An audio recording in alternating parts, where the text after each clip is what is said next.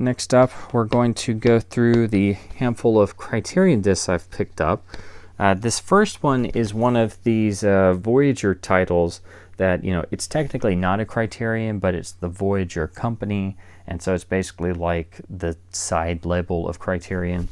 And, there aren't a whole lot of these, and I wasn't even aware of this sub-label of the Voyager line. But this is the Killiam Silent Classics line that Voyager had.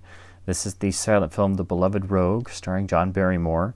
The beautiful matte cover, and I actually looked it up on the Laserdisc database. The Killiam Collection was a collection of silent films that had been put together by a collector, I guess, whose name was Killiam. And Voyager put out about 6 or 7 of these, so they didn't do a whole lot. And some of these really hadn't had decent or complete releases to this point at all. So they're really nicely done, and I like the packaging very much. There's no special features, but you get a very nice, Criterion-esque liner note here. And then you get a note about the technical merits of silent film and how they were all at different projection speeds. So it's going to vary and has to be transferred to video properly. Here you get a nice chapter breakdown. Film runs onto 2 sides.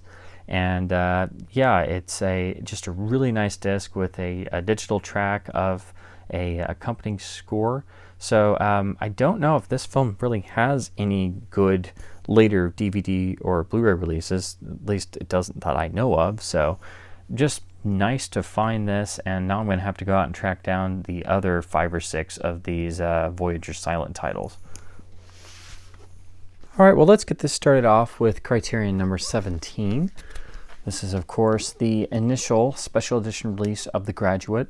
This is actually the first Laserdisc that's supposedly to have differing content on both the digital and analog tracks during the special features section. That's a little tidbit from the LDDB page. This, of course, was later replaced by a CLV movie-only disc, which is a lot more common. And, of course, this has been supplanted by the restoration that you can get on Blu-ray. But it's just a nice Criterion special edition to have on Laserdisc that was pretty much earlier on in their more stuffed special editions. So this was one that a lot of people probably started their Criterion collection with. And it just looks very, very lovely. Of course, the background motif used for the front and rear cover is from the swimming pool that Dustin Hoffman's character very famously swims around aimlessly in, and using the iconic shot from the film that basically became the poster motif. So it's a really nice jacket that, even though it uses the age-old Criterion cover design of a background stylized font and a picture from the film, it works really, really well. Show you the gatefold. Pretty simple and straightforward. Again, that swimming pool, just beautifully done and not spoiled by any text or extra photos or things, so I'm all for that. Fantastic gatefold there. Let me show you the rear cover here. Now the film just makes it over onto 4 sides in CAV format, and then the special features section starts, which is, like I said, it's pretty loaded for a Criterion special features section. Of course, you get the usual stills and text slides, and again, you're going to have to be able to differentiate between the digital and analog tracks to be able to hear everything. So just keep that in mind. This is really the disc that introduced that concept, and if you don't have that ability, you'll have to just either use your receiver if you can, or double up on your RCA plugs if you have additional audio out, or if you don't, as my first player was, you'll have to just unplug one of your audio leads and listen to one speaker at a time. But that being said, that's how this goes, and this pretty much, according to the LDDB, is the disc that kind of instigated that. Outside of that, it's a pretty good transfer, although some runs of this particular disc can have rot issues. I haven't got to spin this all the way through yet. I don't think it's going to. It looks pretty good in terms of shape, and the discs look fine, but of course you can never tell. And of course, if you pick up that CLV reissue, that's a lot more common, you won't have any rot problems to deal with. So a really nice, a pretty historically important Criterion Special Edition, because it was one of their first. You know, it was really stuffed, and of course you get a digital PCM mono, which should sound excellent. And I know there's some qualms with the newer restored version. I think there's some color issue debate. So of course, if you go back to something this old, you really don't have to deal with those. So nice looking transfer. I hope to spin this up and watch it all the way through and dig into the special features section. But this is a Criterion I've wanted for a long while, and most of the time, 9 times out of 10, you find it's the CLV one. So I was very happy to finally pick up the CAV one. Now this is one I've wanted for a long time. This is spine number 98. This is the special 50th anniversary edition of Rebecca, the 1940 Hitchcock Selznick classic. This is the CAV version, which is in the typical style Criterion box. And you know, when I first saw this, you know, I thought the cover looked a little subdued. But you know, the more you stare at it, it really, really works. I love the green of the stylized font and the Criterion logo on the sort of offset black background. It really, really works. More common is the CLV version, which just takes this image and spreads it across the whole jacket with the green title there. Really nice Criterion style liner notes here, and a really, really nice selection of extras, a great audio commentary, the radio plays, including the Lux radio version and the Campbell Playhouse version, a segment of the Hitchcock Truffaut famous interview recordings presented on here, a section discussing Rebecca and Selznick, and then some small footage of the Academy Awards that year, where Rebecca, of course, won Best Picture, and tons of stills as usual in a Criterion supplement. So it's one of their more stacked supplemental sections on Laserdisc. And of course, when they released the film on DVD, it was one of their few 2-disc DVD titles. And of course, it's now been reissued by Criterion on Blu-ray with the newer restoration. But still, I was very excited to actually finally pick this up. I had always meant to kind of complement the CAV Notorious. And I think because this has so many extras on it and the film's a little bit longer, I think that's, of course, why I got a box set as opposed to just getting a gatefold. And of course, you get the Criterion insert here, which describes, you know, the extra section utilizes all 4 audio tracks, so you have to differentiate between digital 1 and 2 and analog 1 and 2 to hear everything. And the film transfer itself was done from a 35mm fine grain composite master print stored at the studio, and then the audio was from a 35mm optical negative track. So this was, of course, the best they could do at the time with the materials considered. Of course, the later versions have far surpassed that technically, but I'm sure this will be a lot like the CAV Notorious and really, really looks stunning on Laserdisc. Here we go with Spine 116, the David Lean film Summertime. Beautiful cover image, and they reused this pretty much for the Criterion DVD, which seems to have ported this. Unfortunately, it's not made it to Blu-ray here in the States. I think there has been a restoration, and there may be an HD version somewhere in Europe, but I can't remember for certain. But otherwise, if you want to see the film in the States, it's very rarely shown in art houses, and you'd have to go pick up the Criterion DVD, which seems to be a port of this Laserdisc. So the Laserdisc is a nice alternate, and of course has the PCM audio track.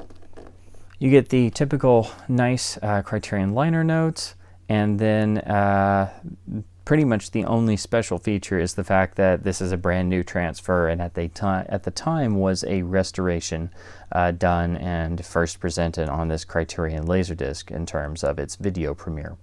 It's just two sides, a single CLV disc, so no special features or anything. I think the DVD is pretty similar. It might have an extra or two, but that's about it. But it's a really great film and one of the signature films about Venice itself, and just gorgeous color photography. So just another really great title that got a perfect little Laserdisc release from Criterion.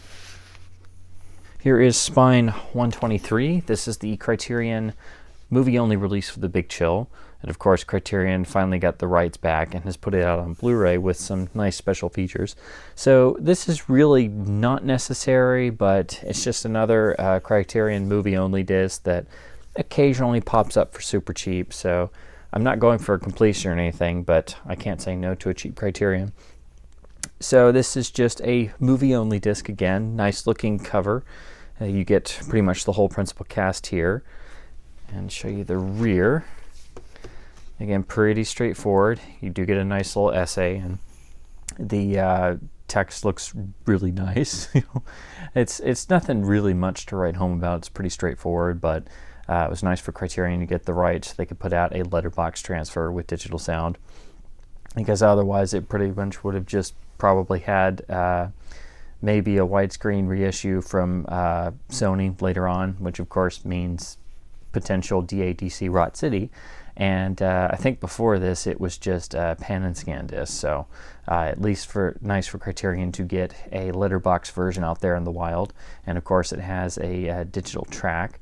I think I'm not sure. Can't remember if this is mono or Dolby Stereo. I haven't seen this film in ages, and I haven't picked up the Criterion Blu-ray yet. So this was a nice stopgap until I do. So again, just a nice Criterion movie-only release of a film that's, kind of more.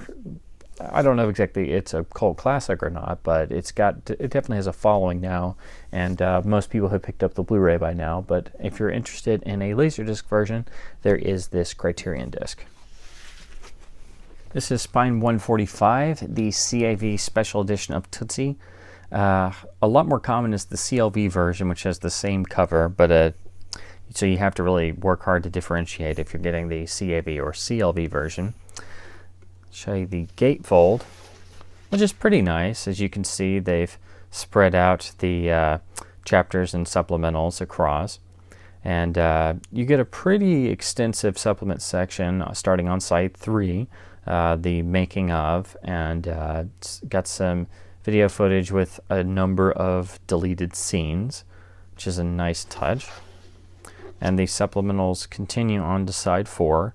So definitely one of the longer Criterion supplement sections. I think the film transfer is a mix of, the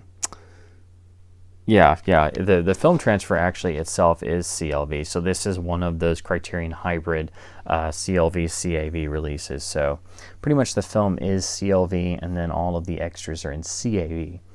So let me show you the rear here. Nice Criterion typical notes, and then the cast and credit list. And I must admit, the white background looks really nice with the usual Criterion formatting. Of course, digital soundtrack with the Dolby Matrix applied, and so it should be the film's original mix. I think a lot of later releases remix it into 5.1. Of course, it's been reissued, so the Laserdisc is, of course, not technically the best version, but it's always nice to be able to find the full Criterion Special Edition version, because most of the time you find this, the CLV one is one of the more common Criterions to come across, because it was a more popular film and Criterion got the rights, so I guess they pressed a lot of batches of the standard version. You do get a audio commentary with Sidney Pollack on Analog Track 2, and then in addition to the original trailer and then the extensive supplement section. So this is a nice Criterion Special Edition that you can get for very little money. You just have to be a little more patient to get this version as opposed to just the standard CLV one. Here's Spine 153, the Criterion release of Breathless, Godard's classic, and a beautiful, beautiful jacket. I love the usage of black and white and how it's broken up on here. the Breathless title font alone always reminds me of, at least this cover reminds me a little bit of some Beatles releases. The font is very reminiscent of the Beatles logo, at least to my eyes. Unfortunately, it's got a price sticker stuck on here I've got to work off, but just a beautiful looking cover. It's not really an essential Criterion disc. It doesn't have any real extras. It's pretty much a movie-only disc, but it does have PCM mono and, of course, English subtitles. But this was, of course, really, just Criterion getting out the first really good video edition here in the U.S. And, of course, it's been supplanted by the DVDs and then the Criterion Blu-ray, which is loaded with extra features. So this is really just more of a companion piece. And, of course, with any classic title, you never know if they're going to be a little bit overzealous in the audio cleanup later on, which, of course, means the Laserdisc could then become important again if it has a lossless digital soundtrack. Really nice Criterion liner notes, and again, this is when they were changing up their design, and the back does a nice job at matching the front black and white alternating style. So really nice jacket, really nice package. Unfortunately, no real extras, just a movie-only disc, but a nice, solid Criterion release. Now here's one I've been after for an extraordinarily long time. This is spine number 155. I'm, of course, talking about the Criterion epic release of Spartacus, using Saul Bass artwork to such a gorgeous degree that this is my absolute favorite cover for the film. It's my favorite poster artwork, and I wish this was available as a big one sheet so I could plaster it all over my wall. It's absolutely fantastic, bold, striking, and they used the same thing for the 2-disc DVD set that basically refreshed this Laserdisc by adding a 5.1 track and sprucing up the transfer by doing a new digital harvest. Now, of course, this runs concurrent to the Universal letterbox version that I have in some of my earlier videos. Both present the 1991 restoration of the film to its original 3-hour, 16-minute length that was undertaken by Robert Harris and Jim Katz back in 1991.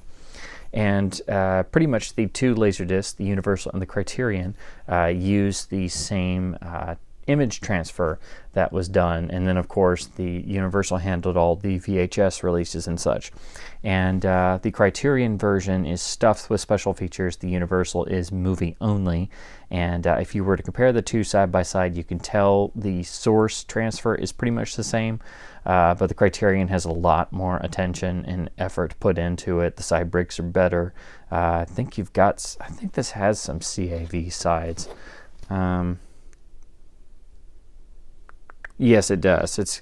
It's mostly CLV, but I will admit I've kind of gone back and forth with the Criterion and Universal discs, and even on the CLV sides, I would actually give the slight nod to this Criterion version. Again, it's just a little bit more attention to detail put into this, and then these supplements are absolutely outstanding. It is a trifold, so it's very easy to pick one of these up and it have spine damage or all kinds of things. So I really wanted to wait until I found one that was in good shape. Beautiful panels, beautiful image choices.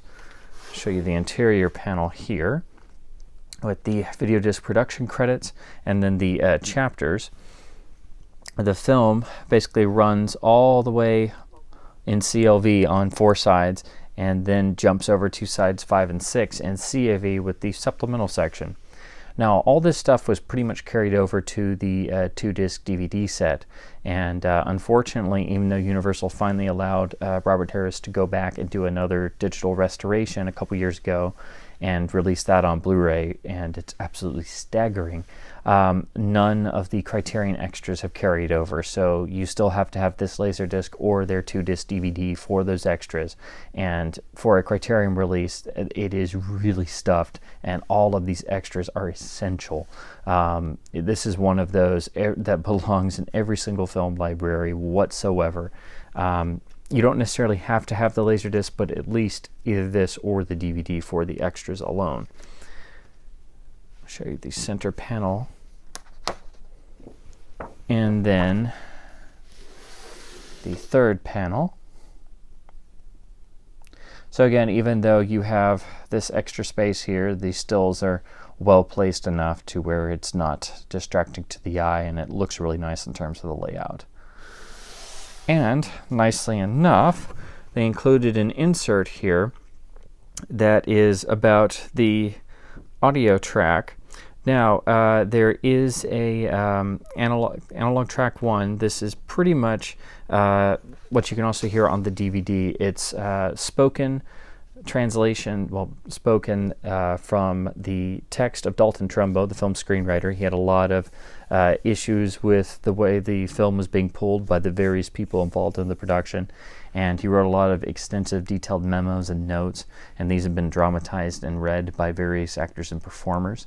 And then during the dead space, it's filled with portions of Alex North's score, and this basically gives you the breakdown of where you can hear Trumbo's comments scattered throughout the entire film.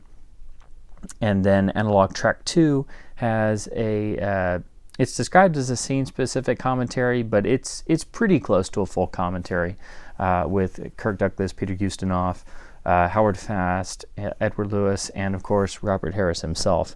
And again, this is also on the Criterion DVD. Both commentaries are absolute must-listens, and even though the Dalton Trumbo piece can be very sparse, it's interspersed with the score, and by using this you can actually listen to all of the dialogue portions if you wanted to just do that. And I really recommend anyone interested in screenwriting do so, because this is essentially a screenwriting masterclass in about a combined total of an hour and a half or so. And you will learn more from this translated from his original notes than you will in any college course you'll ever take. Show you the rear. Beautiful rear design, again with the more modern Criterion style. Beautiful layout of text. It really fits with the epic feel of the film.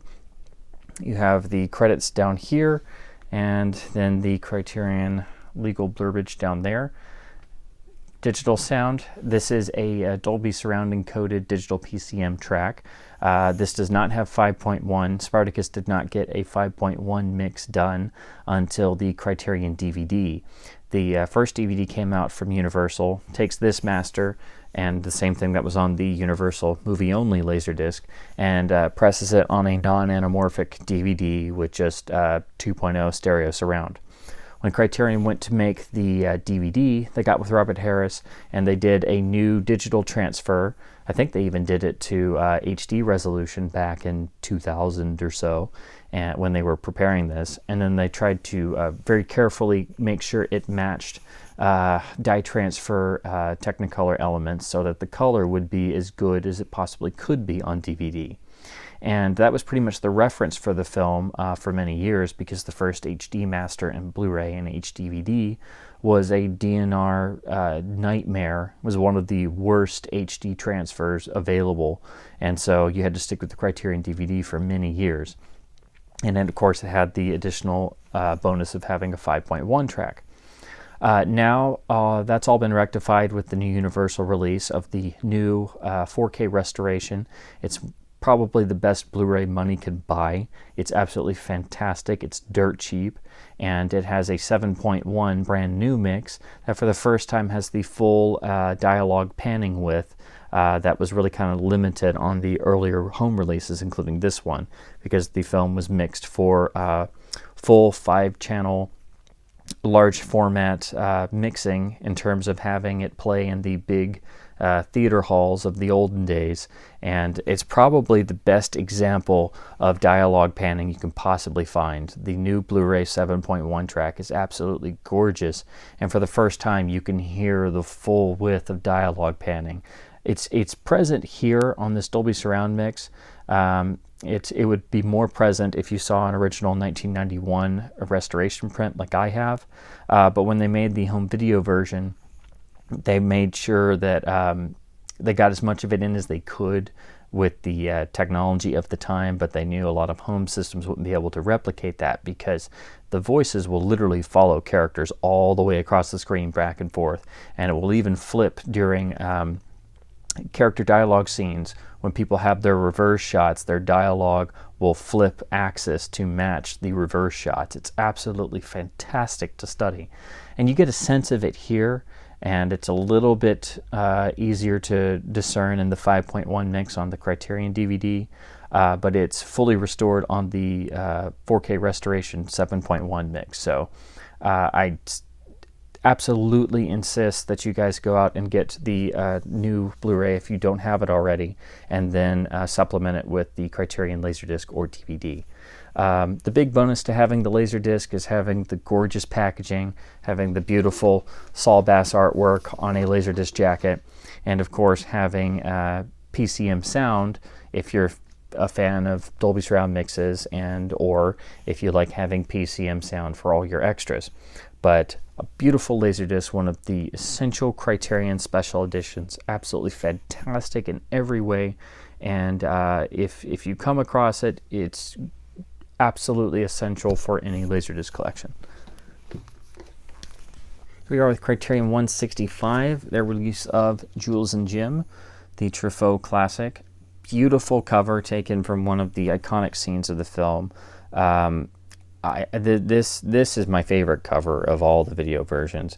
I just think it doesn't get much better than using, you know, an iconic moment from a film, and it's beautiful on a Laserdisc jacket with the standard classy black Criterion banner across the top.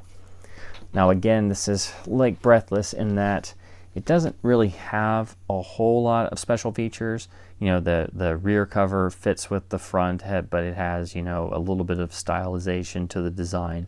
But this one does have an audio commentary, and the transfer itself is brand new with brand new subtitles optimized to better translate the French dialogue to English. And it does also include the trailer at the end. So you do get a little bit of extras, which is nice. So it's a little bit better in Breathless than in that regard. So it's a nice little Criterion to have, but not essential exactly, because of course there's the DVD and Blu-ray available as well with a lot more extras. But a great classic film that's nice to have you know, a good Criterion release of. And again, this was the first, you know, like really 100% great you know, video release of the film in the States. Here we go with Criterion 183. This is, of course, the big CAV special edition of Bram Stoker's Dracula, the Coppola film. And beautiful, beautiful cover. And the Criterion banner across the top with the Criterion logo actually in gold, which is a really nice touch. Of course, this is one of the big Criterion trifolds, which means it's very prone to getting some wear, as you can see this copy has. But it's actually a bit thicker because there's more stuff in here. So I think that's also another reason why it's easy to find this as kind of a damaged. Beautiful image choices, beautiful layout, just a really, really fantastic trifold here. Let me show you the main panel, where the chapter listing starts.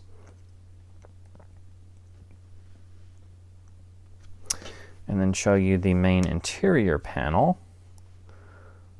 So, you know, it's very beautifully done and really shows off the film. This was really the version to get back in the day if you were a big fan of the film, or the technical aspects, or you really wanted to learn how it was put together, because of course it's loaded with extensive supplements. The transfer itself was exclusive to the Criterion version. Sony Columbia put out theirs, which was a different master supervised by the cinematographer. And the Criterion version here was supervised by, I think it was Roman Coppola, who worked on the production, who supervised it. So if you compare the two, they're going to be a little bit different. But of course, that only had like the little making of featurette on the special version of the standard release. And this version is loaded with extras, audio commentary, just tons of extra stills and all kinds of information about the film's production. A really nice Criterion essay here, and it's got the Dracula stylized logo over it. It's just a beautiful, beautiful looking Laserdisc package. The other thing about this that makes the transfer different is that the audio track, it's a Dolby Surround encoded matrix track, no AC3 or anything. The film was released in 5.1 as well as Dolby Stereo. The Dolby Stereo mix was different than the 5.1. The 5.1 has some additional effects, and the standard Columbia release uses the Dolby Stereo version, but the Criterion release used the AC3 master, the 6-channel 5.1 master tape itself. And of course, AC3 was not available for Laserdisc at the time, so they used that to make the Dolby Surround track. So if you have this Laserdisc, you're going to hear sound differences as opposed to the other one, because this essentially is the 5.1 on the Dolby Surround track. And of course, the 5.1 eventually showed up on the various DVDs and so on and so forth. It's also on the 4K remastered Blu-ray, but as an alternate in lossy audio. And the audio in this film is fantastic, and the sound design, of course, won the Oscar that year. So it's very, very, the sound is, of course, very important. It's equally as important as all of the fantastic visuals. I myself am not really a fan of this film, but I really appreciate the technical aspects of it and the production design and the sound design. So I wanted to pick up the Criterion release and, listen to the soundtrack and just, see what they could pull off with this particular film on standard def video and Laserdisc, because it's an extraordinarily hard film to transfer, and there are still debates that go on to this day about accuracy of various transfers and such. And the Laserdisc package is one of the most stuffed Criterion releases, and still is quite prized among a lot of fans in this day and age. And it took me a long while to find it. It usually costs a little bit more than most of your Criterion releases will. So really nice to have this one, and of course it's just going to be harder to find a nice one because it's so thick. Lastly, Spine 262, the Criterion release of Great Expectations, the David Lean adaptation. Of course, uses the same artwork that was on the Criterion DVD, which was a port of this. Kind of a nice collage style that it really does work very well, I think. And then the rear, nice Criterion essay, again, where they've kind of stylized it to make it look like, you're leafing through a work of great old literature. Has a PCM mono track, and then this was a new transfer released for this Laserdisc, and it was really the first, solid, good-looking transfer on any video version here in the States. No special features or anything. This was really just a companion piece to the Criterion release of Oliver Twist, the other Dickens David Lean adaptation. So it's nice to have it to go along with that, and hopefully someday these films will get a really nice HD restoration and release somewhere, but unfortunately that hasn't happened yet, so that makes these Laserdiscs still equally important to the Criterion DVDs. Next up are two additions to my insanely large James Bond collection. This is the original CBS Fox analog only pan and scan release of The Man with the Golden Gun. This is an original jacket issue because it still has the UA logo instead of a later one with the MGM lion slapped on there. Beautiful usage of the original Robert McGinnis artwork from the one sheet.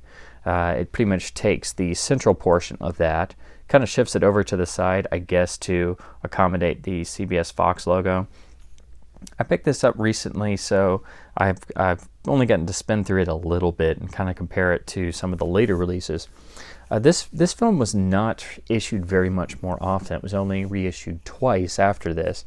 It got an updated 133 disc with PCM mono, which was billed under the More Classics banner, and then was the last film to get a letterbox release. And that one pretty much took the master of the 133 disc, presented it in widescreen, but actually for the first time that one apparently went back to the soundtrack master source because the mono track is greatly improved in fidelity.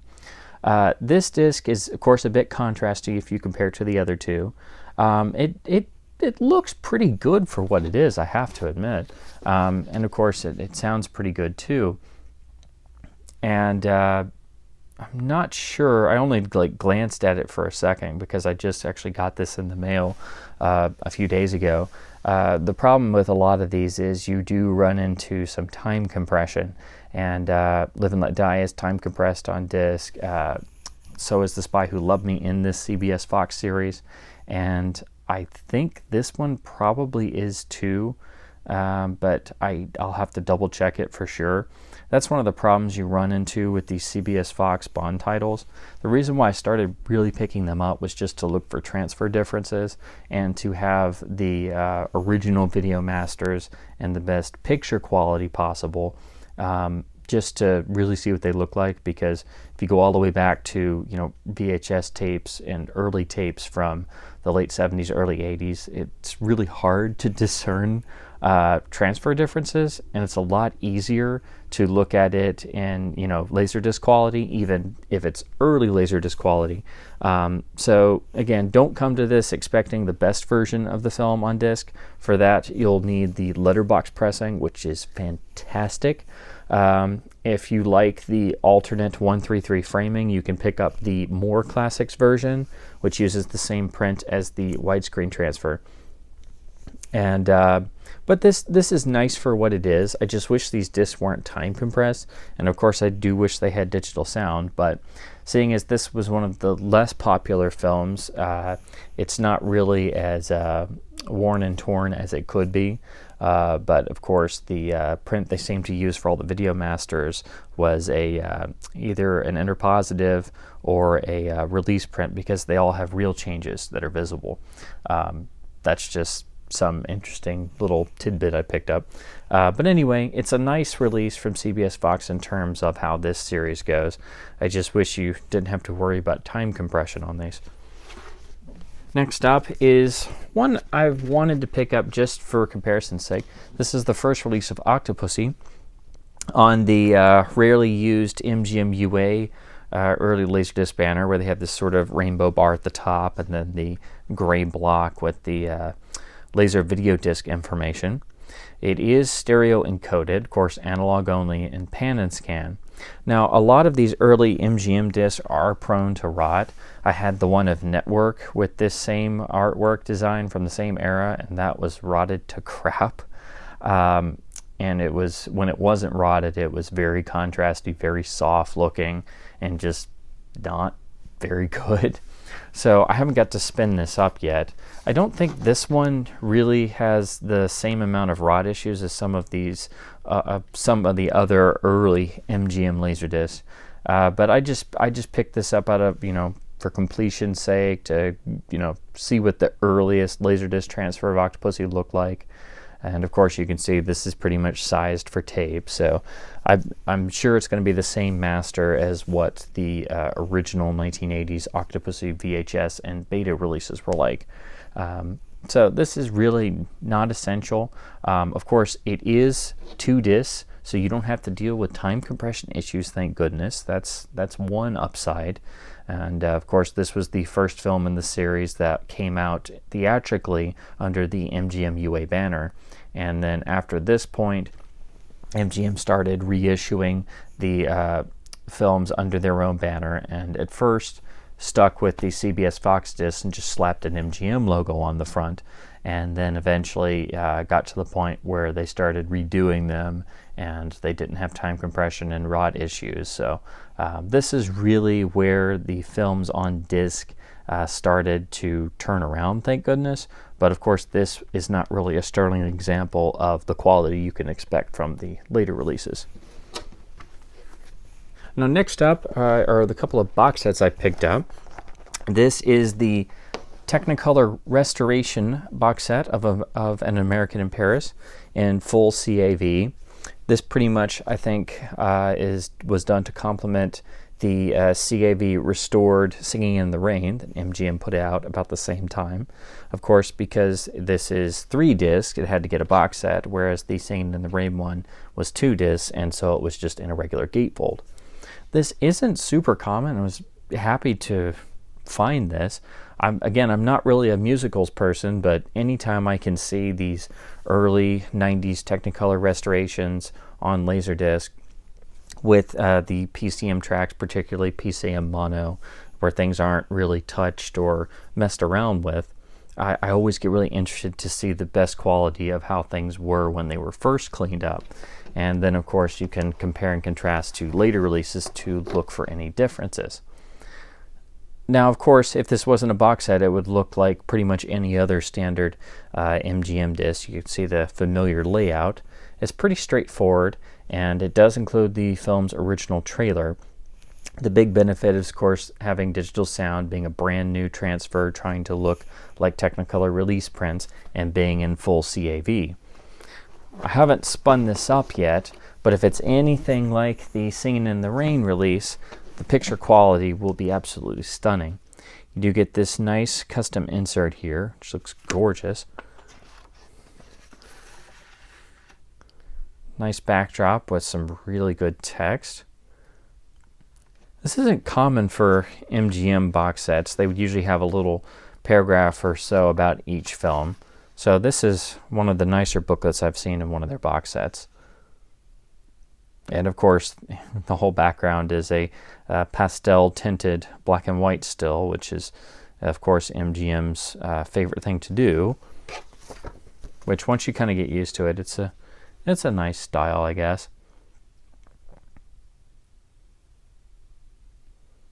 What's nice about the chapter stops is that the actual numbers are in bold here. So if you wanted to, and you wanted to get to each of the specific musical numbers, you could. It's broken down into 5 sides, and then I think here, yeah, if you look, the bolded ones are accompanied by different music recordings, I guess isolated score on the analog track 2. So if you desire, you can listen to isolated music pieces over some of these, and they very kindly bolded which ones they found those for and lined those up. After the original trailer, you get an alternative main title scoring sequence, and then you also get the teaser trailer. So really, that's your supplemental features section on this. That's also reminiscent of the Singing in the Rain release, which had the deleted number, and then the original appearance of Singing in the Rain from a 1920s musical, or early 30s, I can't remember which. Anyway, the only thing I would mention is with these full CAV MGM discs, if it's anything like the Singing in the Rain disc, the side breaks can be a little bit jolting. Not bad, but they seem to just, each side seems to just stop, and all of a sudden you hit that side change, and then it picks up pretty quick. But most discs will either fade to black, or they find a nice place to put the break point so it's not super jarring. And again, I don't know if this disc is exactly like that, but the Singing in the Rain one was, and that is full CAV, and it had even less side changes, so that is something I will point out. But if the picture quality is anything like that one, it's going to be absolutely stunning. The full CAV really helps the new transfers with the Technicolor hues really come out, and they can appear more bold than even the later digital restorations.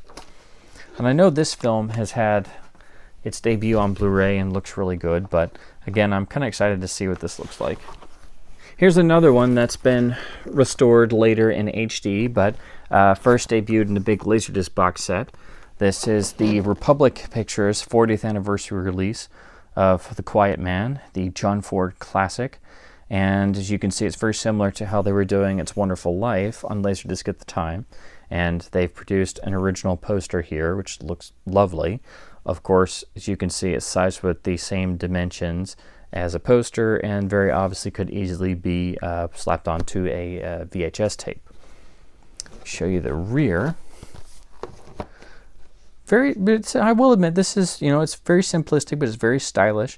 The logo and the film's title have been rendered in a gold foil, which, if you pick one of these up, then it's not too dinged up. That'll still shine when you put it under the light. it's pretty straightforward. It's just got some nice production notes, and then it's a I think it's a movie-only disc with, I think maybe it's got a small making-of featurette. If you've seen the Republic release of It's a Wonderful Life, it's pretty much very similar. It does have a digital audio track, but I think because it has more sides and it has this nice insert, that's why it got the box set.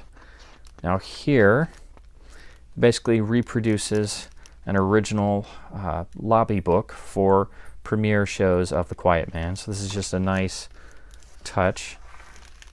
I think this also is primarily a suggestive ad campaign. So this is trying to tell exhibitors how and what options they have for running the film in their theaters and small towns and such.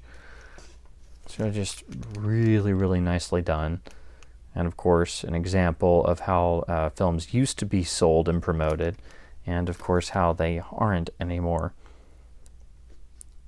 So I think this folds out as well. Just a really nice touch to really remind you that this is from a bygone era. Show you the rear.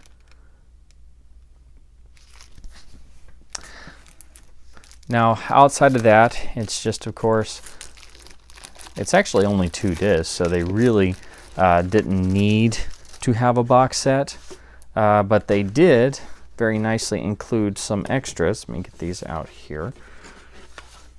So I guess that also explains why it's a box for 2 discs. Oh wow, I have a little card that says, yes, I would like to be kept informed about new releases on Laserdisc from Republic Home Video. I wonder if I fill this card out and send it off, if it'll just come back, or if I actually got a response from wherever it went to. I love finding those. I'm always tempted to do that. Now here is a reproduction of an original lobby poster, or British quad. Very, very nice and very well printed, so you could easily put this in a frame if you wanted to and just hang it on a wall or your desk or somewhere. Really, really nice. And then here is the best part. This isn't in every one because most of the time this stuff would not be left, but Republic includes that original poster image printed out as a nice poster, but with the Republic 40th anniversary banner running around it. Very, very nice. Again, very well printed, beautiful detail, great color. So you could very easily frame this if you wanted to. And this is probably exclusive to this set in terms of this one with the 40th anniversary material. Well, unless it had a limited theatrical release maybe back then. But really, really nice. And I came across a lot of these that were really beat up. You can find this a lot of times in bins with Laserdisc, and it's usually missing all the extras and really beat up. So it was nice to finally find it complete. And of course now Olive has their signature version with the cleaned up, beautiful HD master. But again, it's nice to see the original superior Laserdisc versions and look at how it was best seen back in the day. Now next up is one of sadly only 2 box sets Universal did for their classic horror films. I just picked this one up sealed. I just took the shrink wrap off. And this is, of course, the box set Mummy Collection, which takes the 4 Mummy sequels made in the 1940s during the Silver Age of horror, the second of the Universal horror cycles. And these were, of course, cranked out more for as a B picture for the bottom half of a double bill. Each of them are about an hour or so long. And of course, as they go along, the quality starts to decrease, of course. And then the 3 last films were all featuring Lon Chaney Jr. as Karius the Mummy. And of course, that added to the monsters in his rogues gallery. So Universal at some point or another wanted Chaney Jr. to play all of the classic monsters. So anyway, this is a really nice box set. Brand new transfers with digital PCM mono for each of them. And as I said before, unfortunately, Universal only did a box set for the Mummy sequels and the Invisible Man sequels. and I've got to track that one down at some point or another. Outside of those, and then the one or two one-offs with some of the other later films like Ghost of Frankenstein, Dracula's Daughter, and I think one or two others got reissues with digital sound. But outside of that, it was all of the earlier Laserdiscs that were printed for the really classic Universal horrors from the Golden Age, and most of those were, of course, analog only or updated encore editions of the original DiscoVision presentations. And so, you know, at least those could be okay, but they leave a lot to be desired. And I do wish that Universal had carried on and made box sets and at least gotten the other classic horror films out on Laserdisc with, you know, more modern transfers in the 90s with digital sound, and you know, better than those encore discs. Really nice cover on the back here, and as you can see, they used the very famous Universal Monsters Classic Collection VHS artwork in little boxes here. Of course, it would have been really nice had there been individual Laserdiscs with those covers for each of the films, so you could have nice Laserdiscs with PCM mono for each of the horror films. But of course, that would be too easy.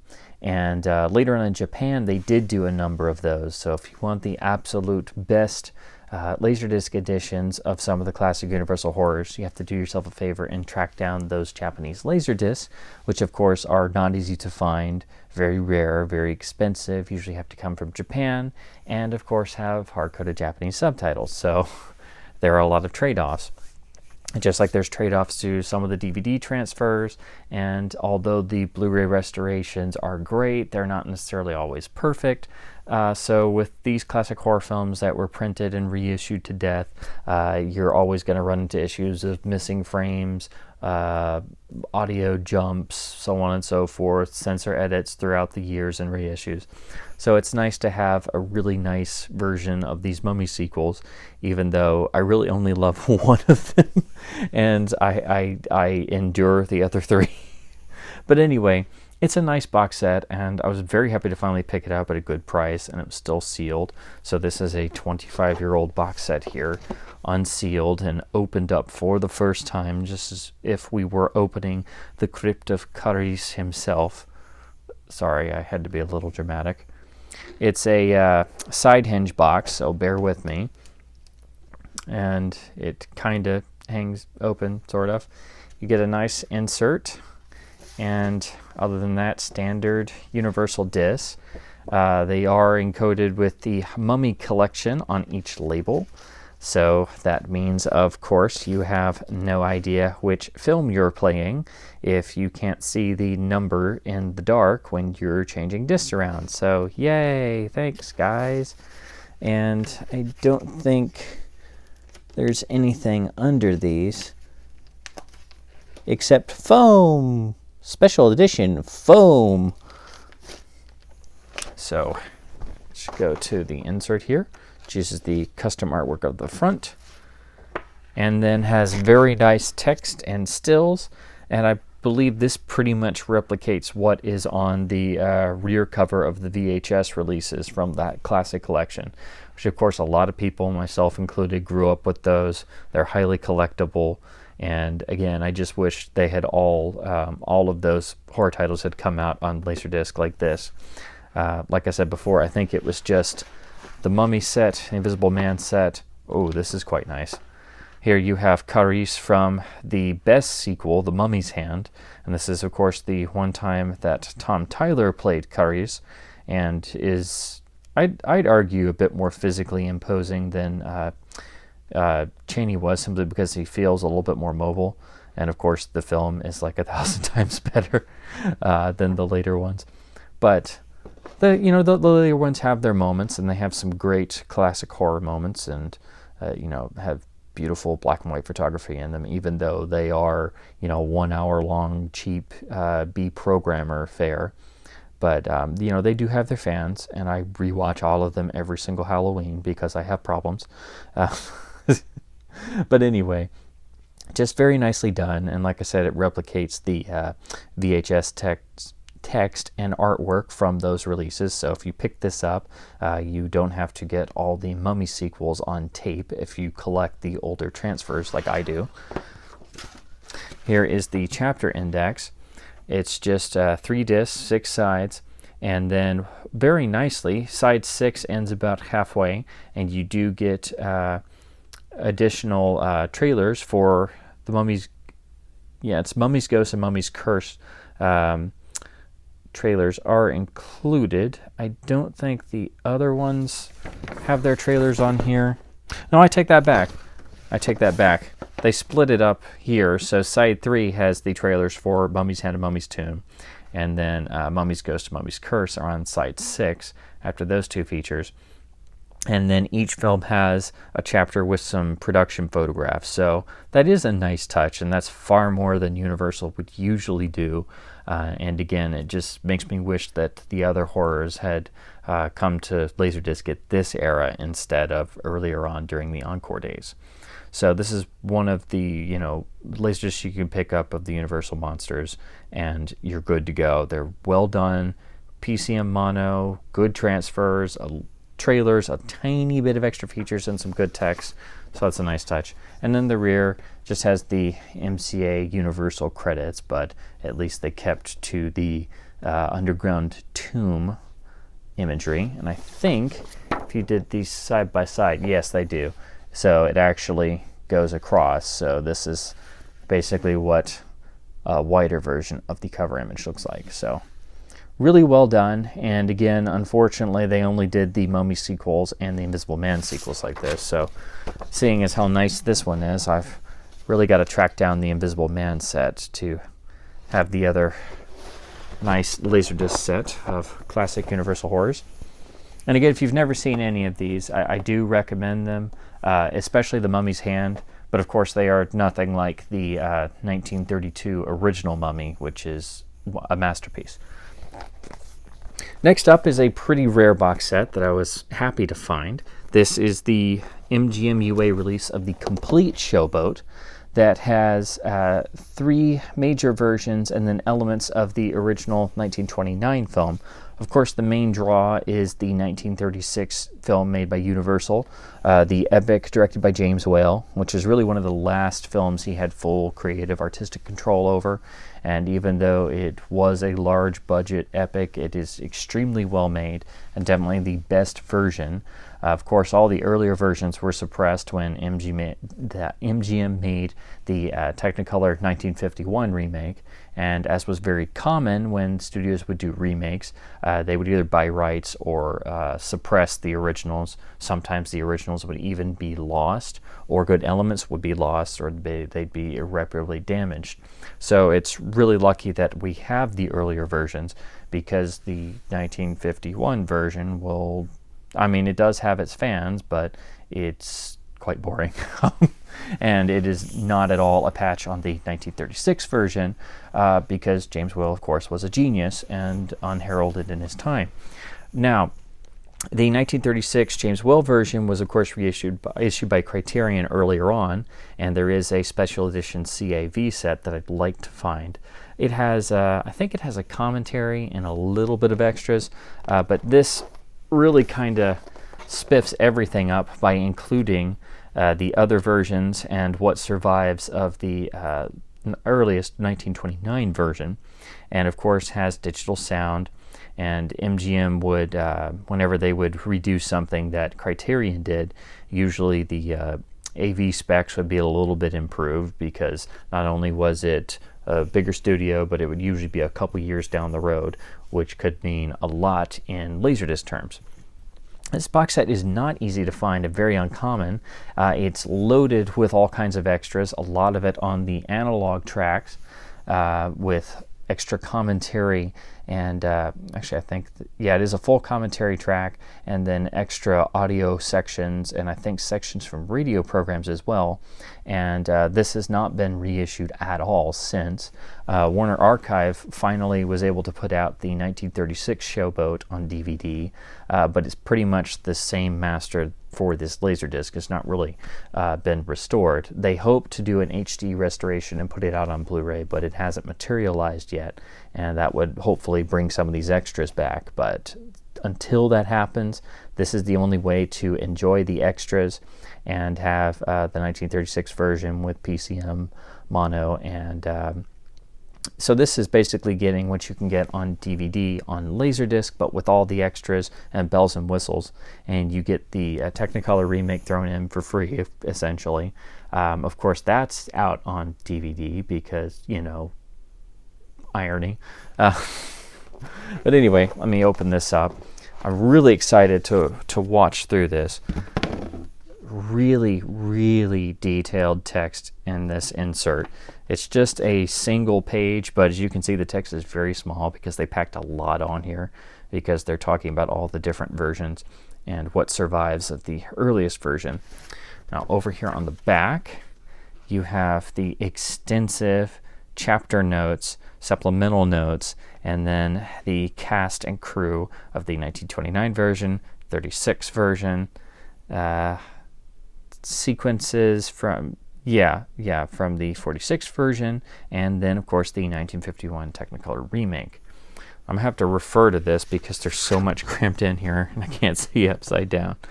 Now, the 29 version is the first disc, the 36 version is the second disc, the 51 version is the third disc.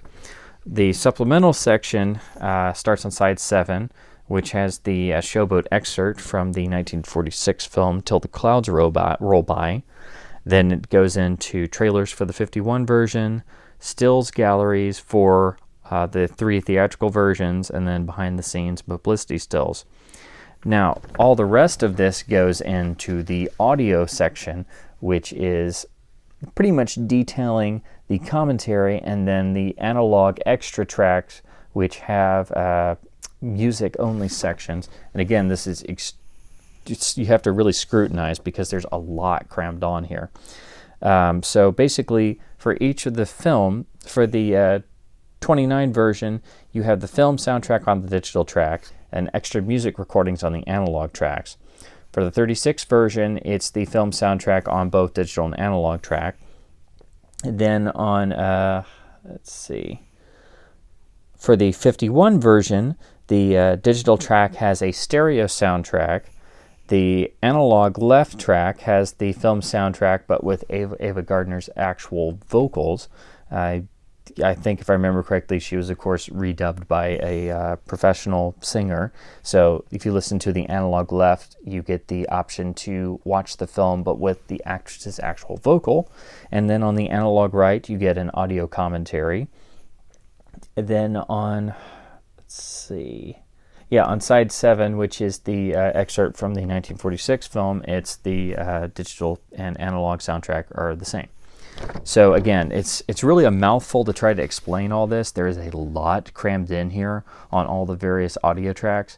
And again, all of this material is exclusive to this Laserdisc box set and has not been reissued since. So this is a very hard set to come by, and a lot of musical fans really covet this. A lot of film fans covet this. And I'd heard of it. I was just unaware just the amount that is in here. And of course, I wanted the Criterion version of the 36 film, and I'm really not a fan of the Technicolor remake, but I was very lucky to get this from a Facebook group seller from the Laserdisc Forever group, and just really excited to dig into this because I've been wanting to go back and revisit the 36 film and hadn't yet gotten to pick up the Warner Archive DVD.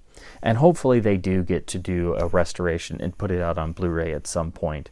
And hopefully then a lot of this stuff can be carried over to that. But just a loaded Laserdisc set. A lot of work obviously went into this at the time, trying to pull all these various elements together. So extraordinarily well done.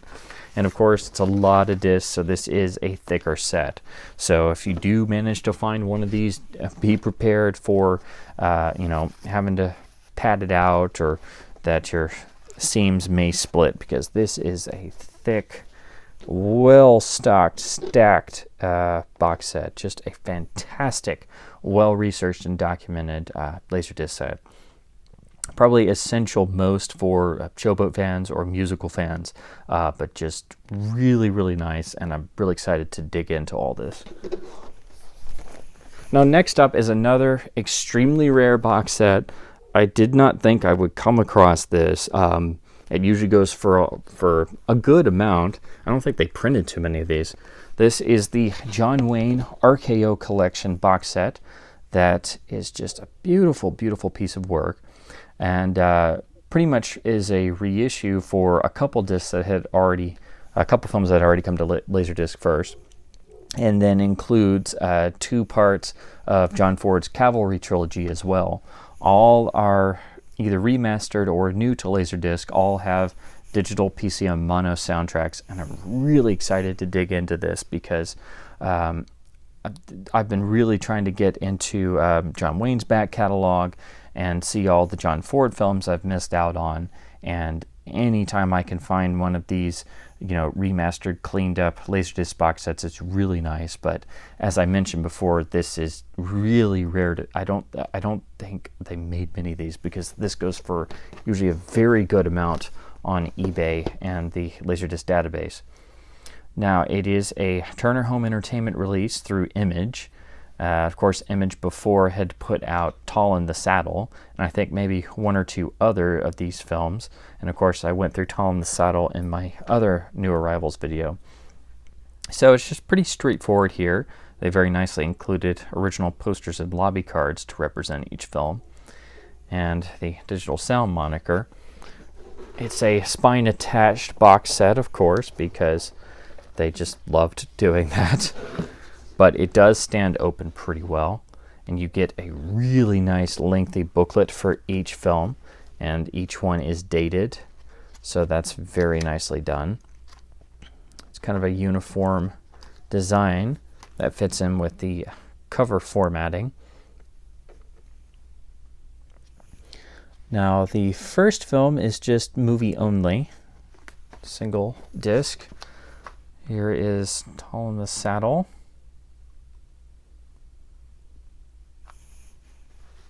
So as you can see, these are pretty much what the rear cover would have been on each of these had they gotten individual releases. And I actually don't think they did.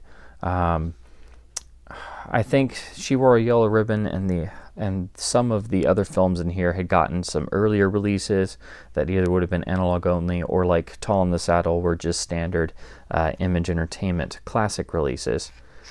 I think, yeah, here we go. Okay, I guess you're supposed to go this way. I'm never sure where you're supposed to go on tri-panel fold-outs, because sometimes certain people would print on one side and intend you to read that way, and some people would print across this way. So I guess you follow this way to stay in chronological order. Here's the panel for Fort Apache.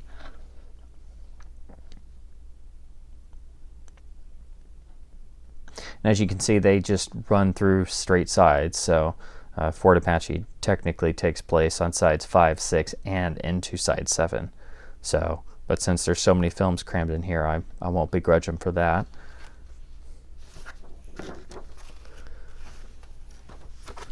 The rear.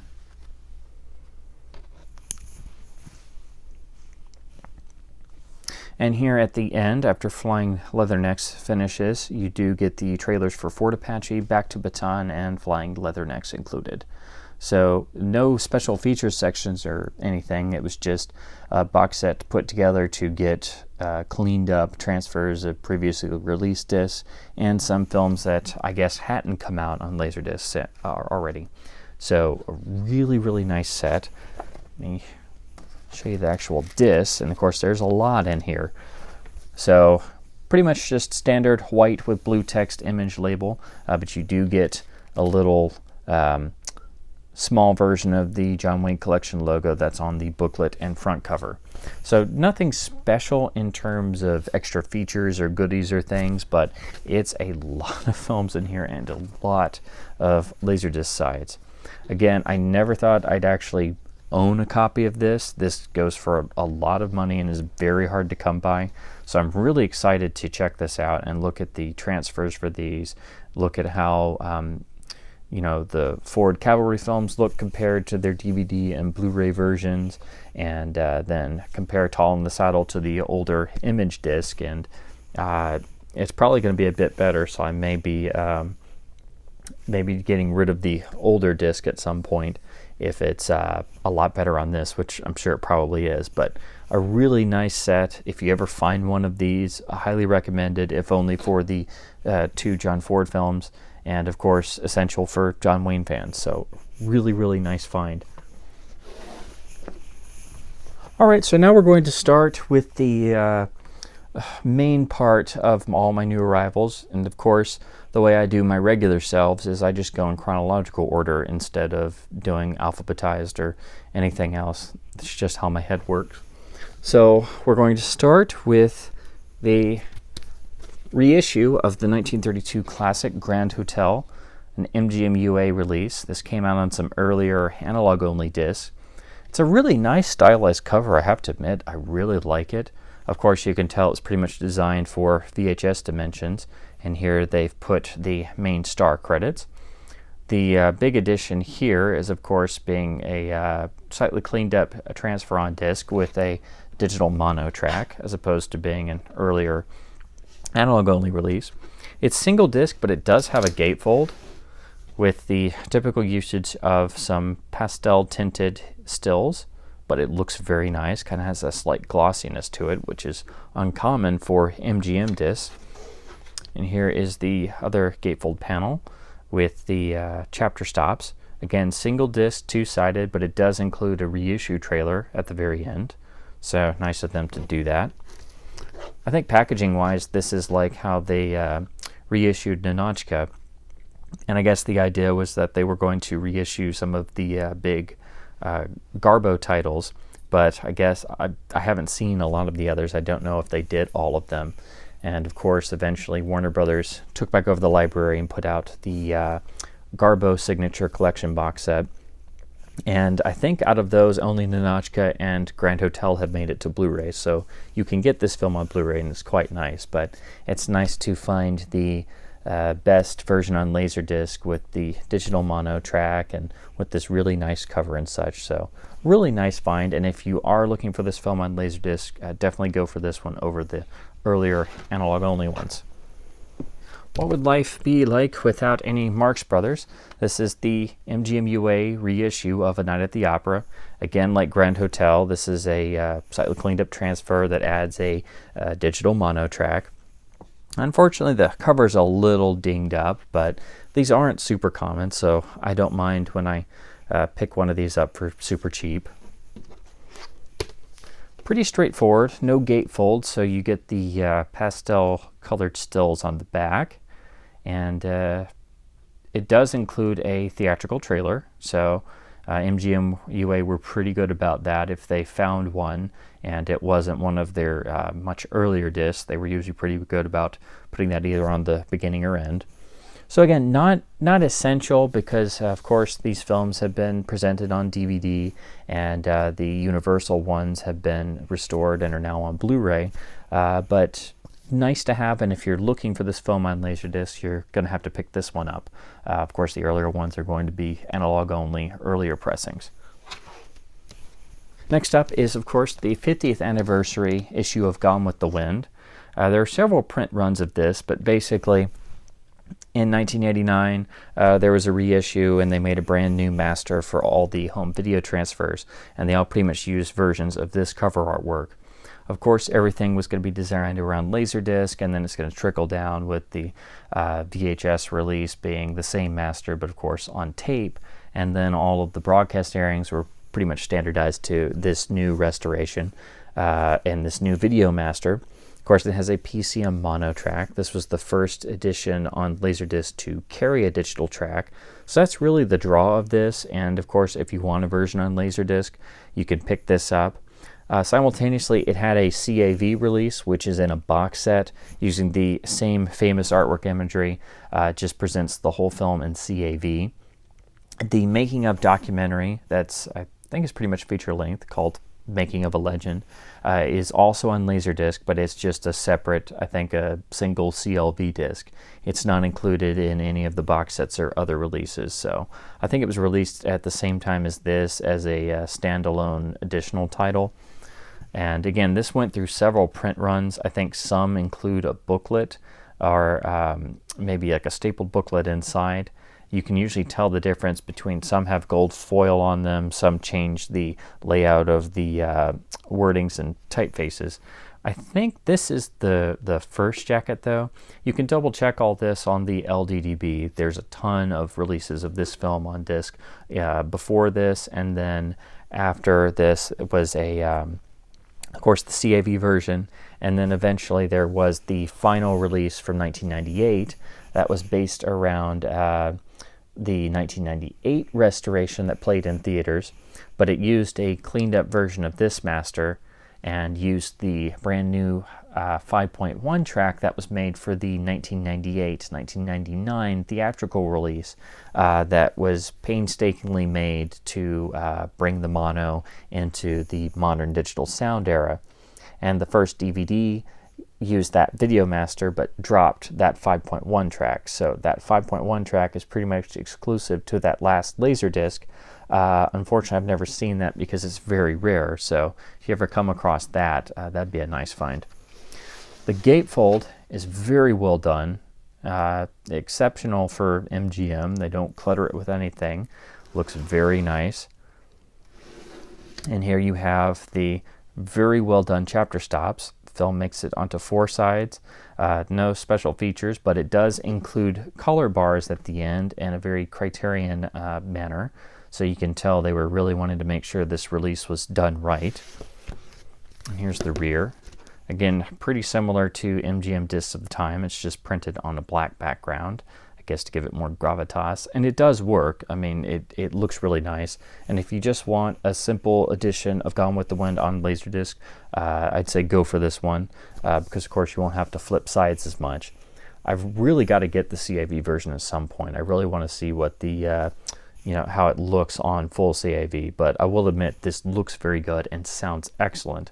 And of course, even the restored Blu-ray, as good as that looks, the mono is only a lossy Dolby Digital track. So technically, this is still the best sounding release in terms of having the original mono as PCM on both the CLV version and the CAV box set. Now here's one that's not exactly essential, but it's one of my favorite films, and I just wanted to see what the reissue Laserdisc looked like. This is the 1940 masterpiece of adventure films, The Mark of Zorro. Of course, the same name as the 1920 Douglas Fairbanks Sr. original. Although this is technically a remake of that earlier film, it does borrow a lot from the plot structure of The Adventures of Robin Hood, and features one of the great sword fights ever photographed, and is one of the great adventure films, period. Gorgeous looking jacket, and of course this is in color, which leads you to think that this may be a colorized version. Fortunately, it's not. It's black and white as it should be. But when the film came out on DVD, it was offered with a colorized version, unfortunately. Finally, it's been put out on Blu-ray by Kino Lorber. It's also available on Blu-ray in Europe, and that looks pretty good. Unfortunately, the film's never gotten like a full 4K restoration or anything, but Fox has been pretty good about reissuing it on each format because it's kind of bunched in with their, really hardcore studio classic titles, as it should be. Now, the rear cover, of course, it's pretty much the same design as a lot of Fox video discs from the early 90s. The big benefit, of course, is that the transfer is clean and it adds a digital mono track. There's no special features or anything. That would first come on the DVD, which used this same source print and master, I think, actually. And then the DVD got reissued with a little bit more in the extras department and that awful colorized version. And the Blu-ray pretty much bumps that up to HD and looks nice. But if you want the film on Laserdisc, or if you've never seen it, this is a well-done Laserdisc. Unfortunately, there's not real. The elements aren't in the best of shape, or they haven't been, super cleaned up. But it's not bad or anything. Lovely Laserdisc. Really happy I finally have this.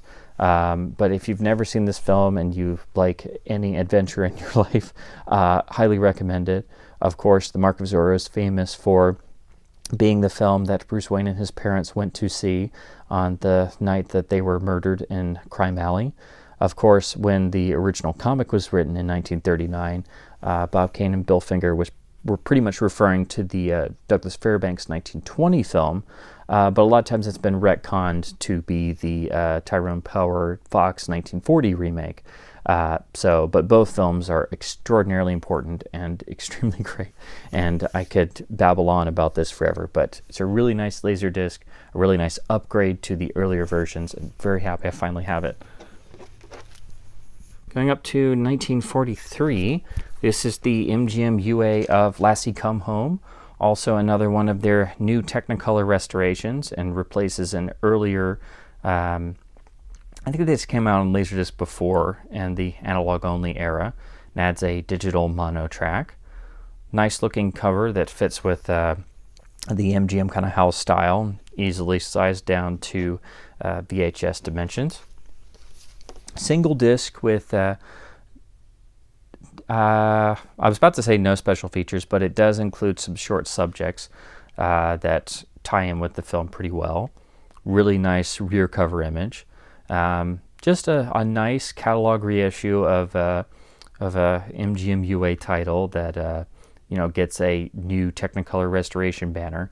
I think that pretty much got used on any time they reissued a color film with a new master.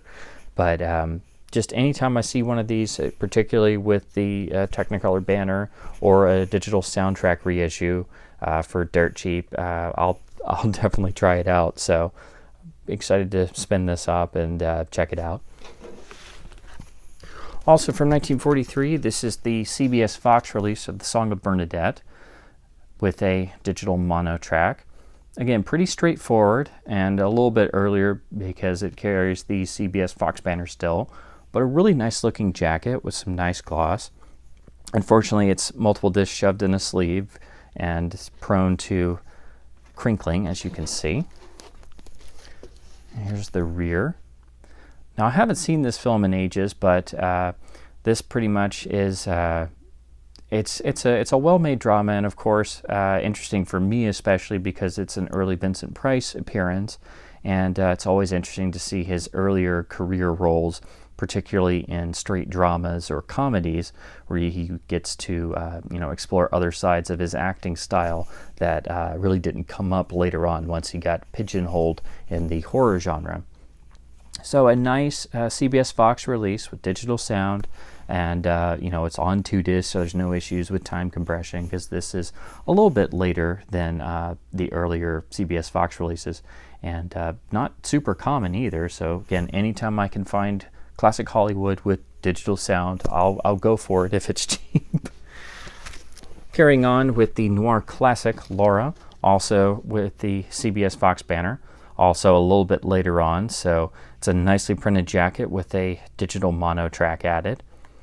Gorgeous choice of image, looks great on a Laserdisc jacket, very frameable even with the CBS Fox block on the bottom. They could have easily taken that off. Again, movie only with a single disc, but with the usual nice CBS Fox text, lovely choice of images, a little bit of crinkle on the edge, but I don't mind that. The jacket is in good shape otherwise. And again, just a really great Hollywood classic, a noir classic, and the best available Laserdisc version. Here we go with the 1944 release, National Velvet. This is the older MGM UA disc. I picked this up with some other classics I found locally.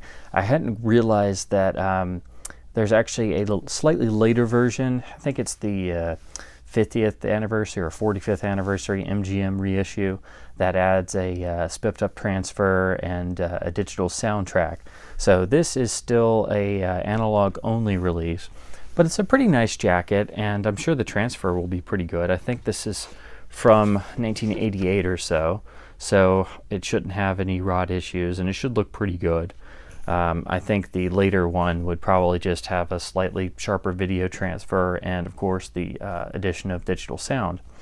So it was dirt cheap, and of course it has the older style of MGM jacket with the centered text and the selection of stills on the top. So for a film of this era, they usually transfer to Laserdisc very well, even the earlier color films like this from the early 40s or so. So it'll be interesting to see what a late 80s transfer of this looks like, and eventually I'll replace it with the later reissue with digital sound. But for the time being, it's just a nice film to return to every once in a while, and you know, this will be miles better than the old tape.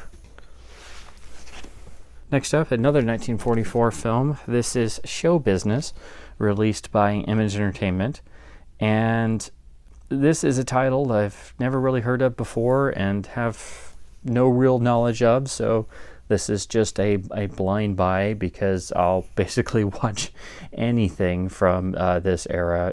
Yeah, so pretty much standard Image jacket as usual. It does have a digital mono track, and you get the Turner Home Entertainment banner. So pretty much I gather this is kind of like a drama musical crossover, or a drama with musical interludes in it. So I figured, why not, since I bought a bundle of these locally. This was pretty much included with them. So again, any classic Hollywood release I'll try at least once, and I always like seeing stuff on Laserdisc that I've never seen before, so this should be fun to spin up. Next up, from 1945, this is the film Johnny Angel, released by Image as part of the RKO Classic Collection. I've never seen this film, but I do quite like George Raft in a number of other roles, and even though I don't think he quite had the range of a lot of his contemporaries who went on to bigger and better things, I do think for the particular parts he was best at playing, he's quite underrated. So I do enjoy seeing him in other films. So this was, of course, I guess after he was at Warner Brothers, and I guess he moved to RKO for a bit. So, and any of these RKO classic discs are really nice. And a lot of these films have never even made it to DVD. Some did, and some of the outright classics even got Laserdisc reissues after this point.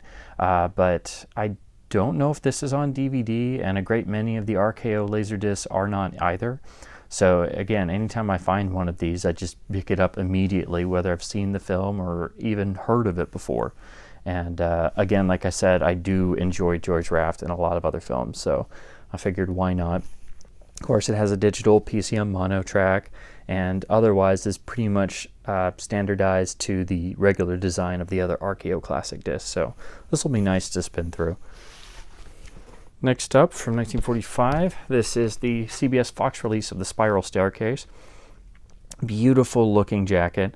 Of course, like Song of Bernadette and some of the others, it still carries the CBS Fox little box at the bottom, but the banner's kind of rendered in more of a black instead of a blue, and it kind of blends in with the cover image, so you almost forget it's even there.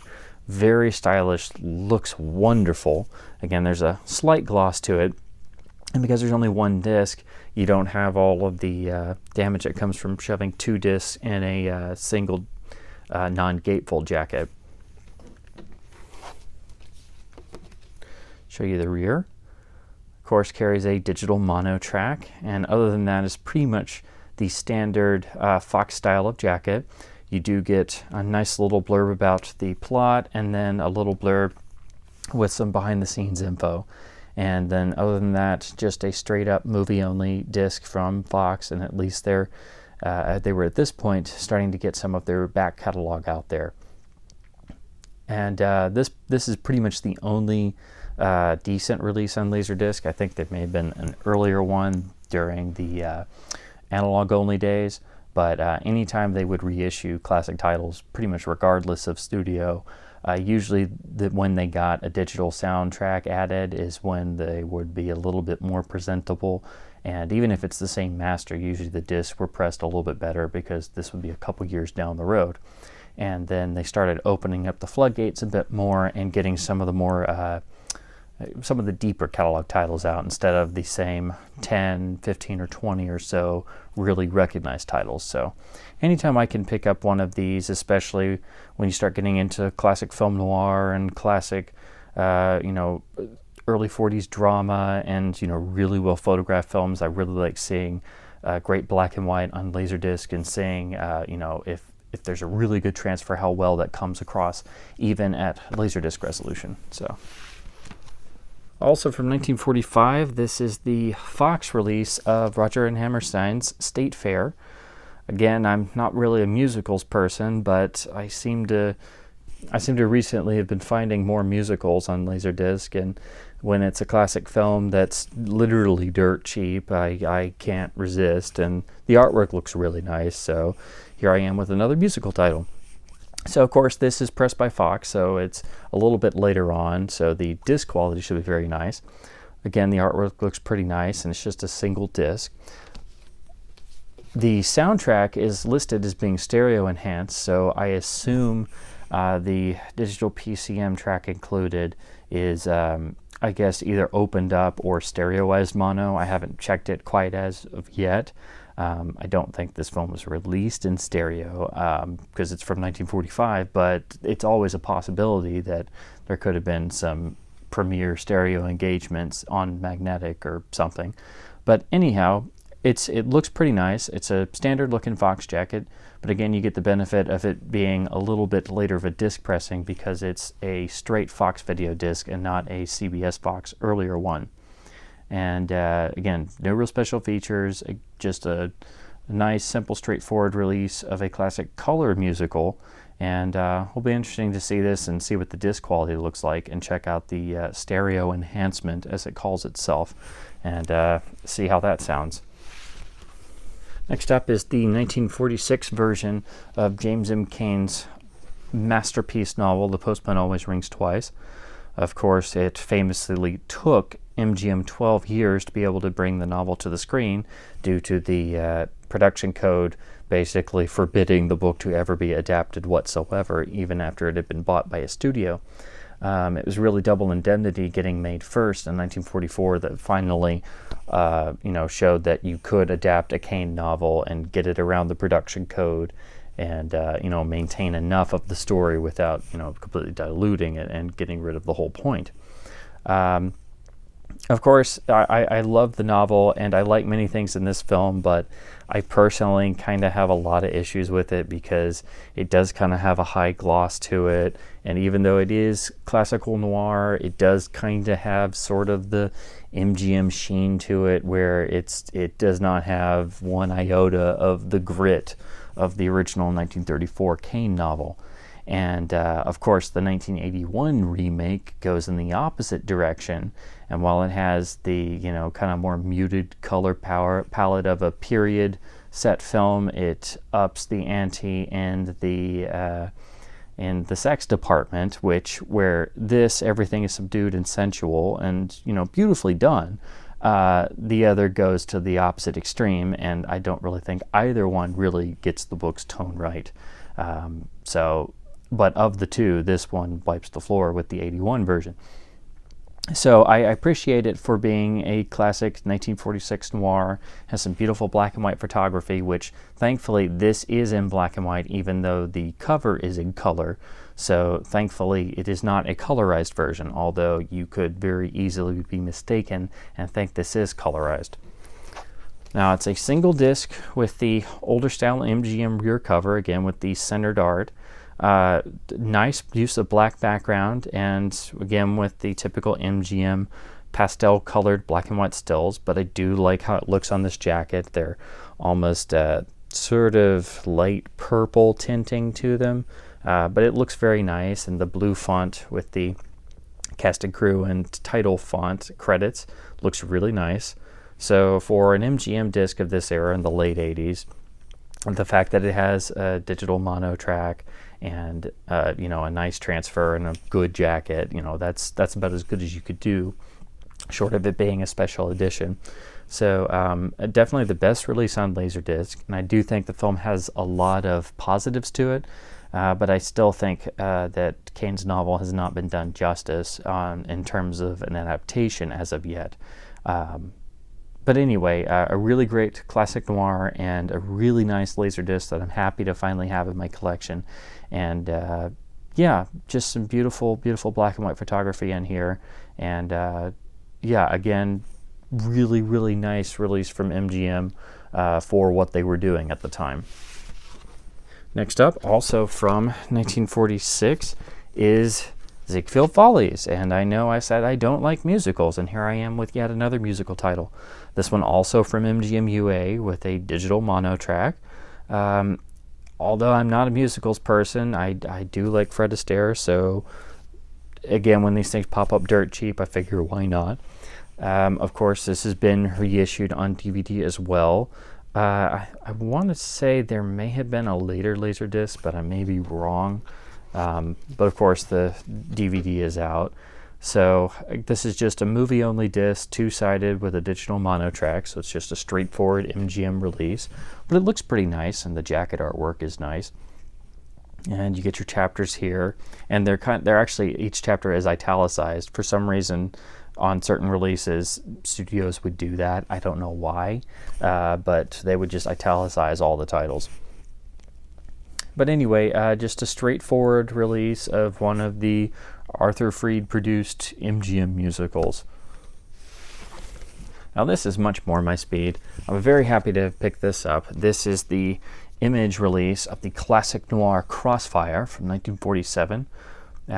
Just a really fantastic dark noir that was one of the first Hollywood films to deal with anti-Semitism, and is just a wonderful, wonderful piece of work directed by Edward Dmytryk, with a great Robert Ryan performance and the incomparable Robert Mitchum as always.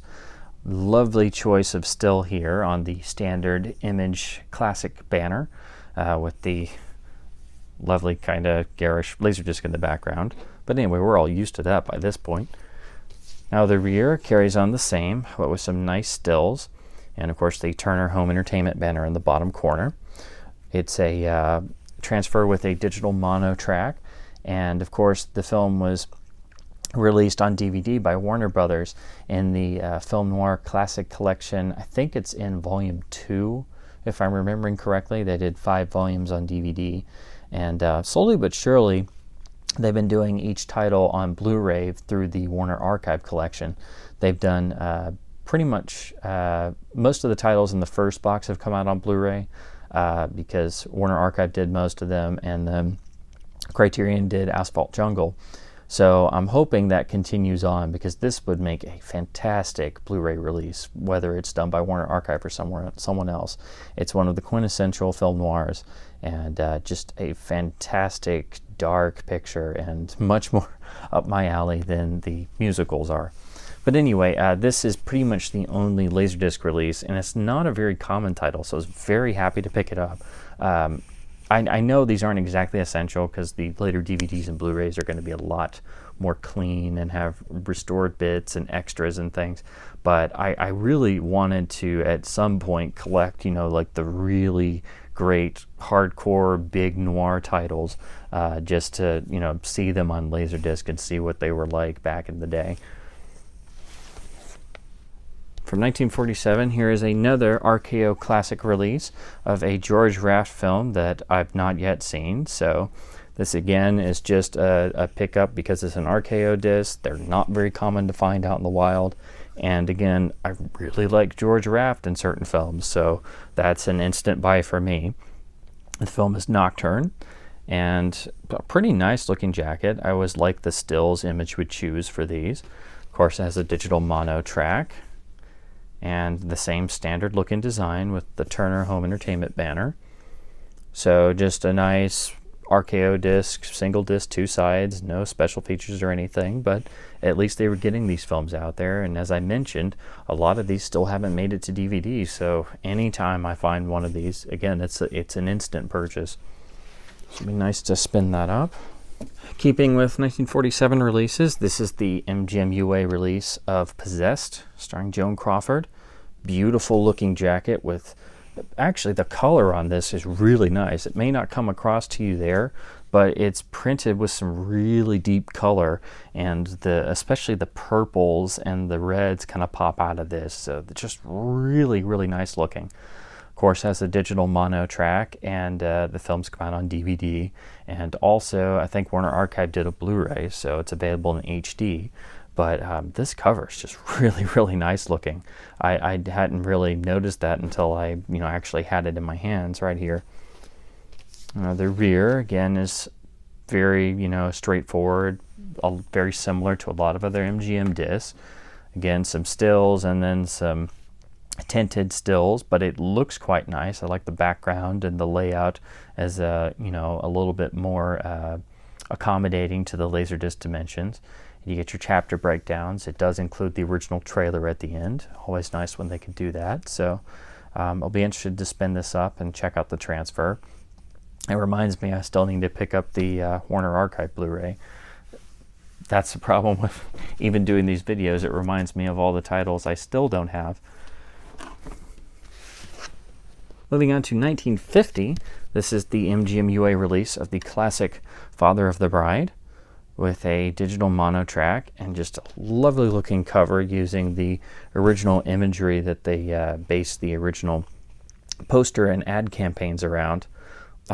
I mean, that's such a classic image anyway, of Spencer Tracy pulling out his empty pocket and just the look on his face tells you the entire film in a nutshell.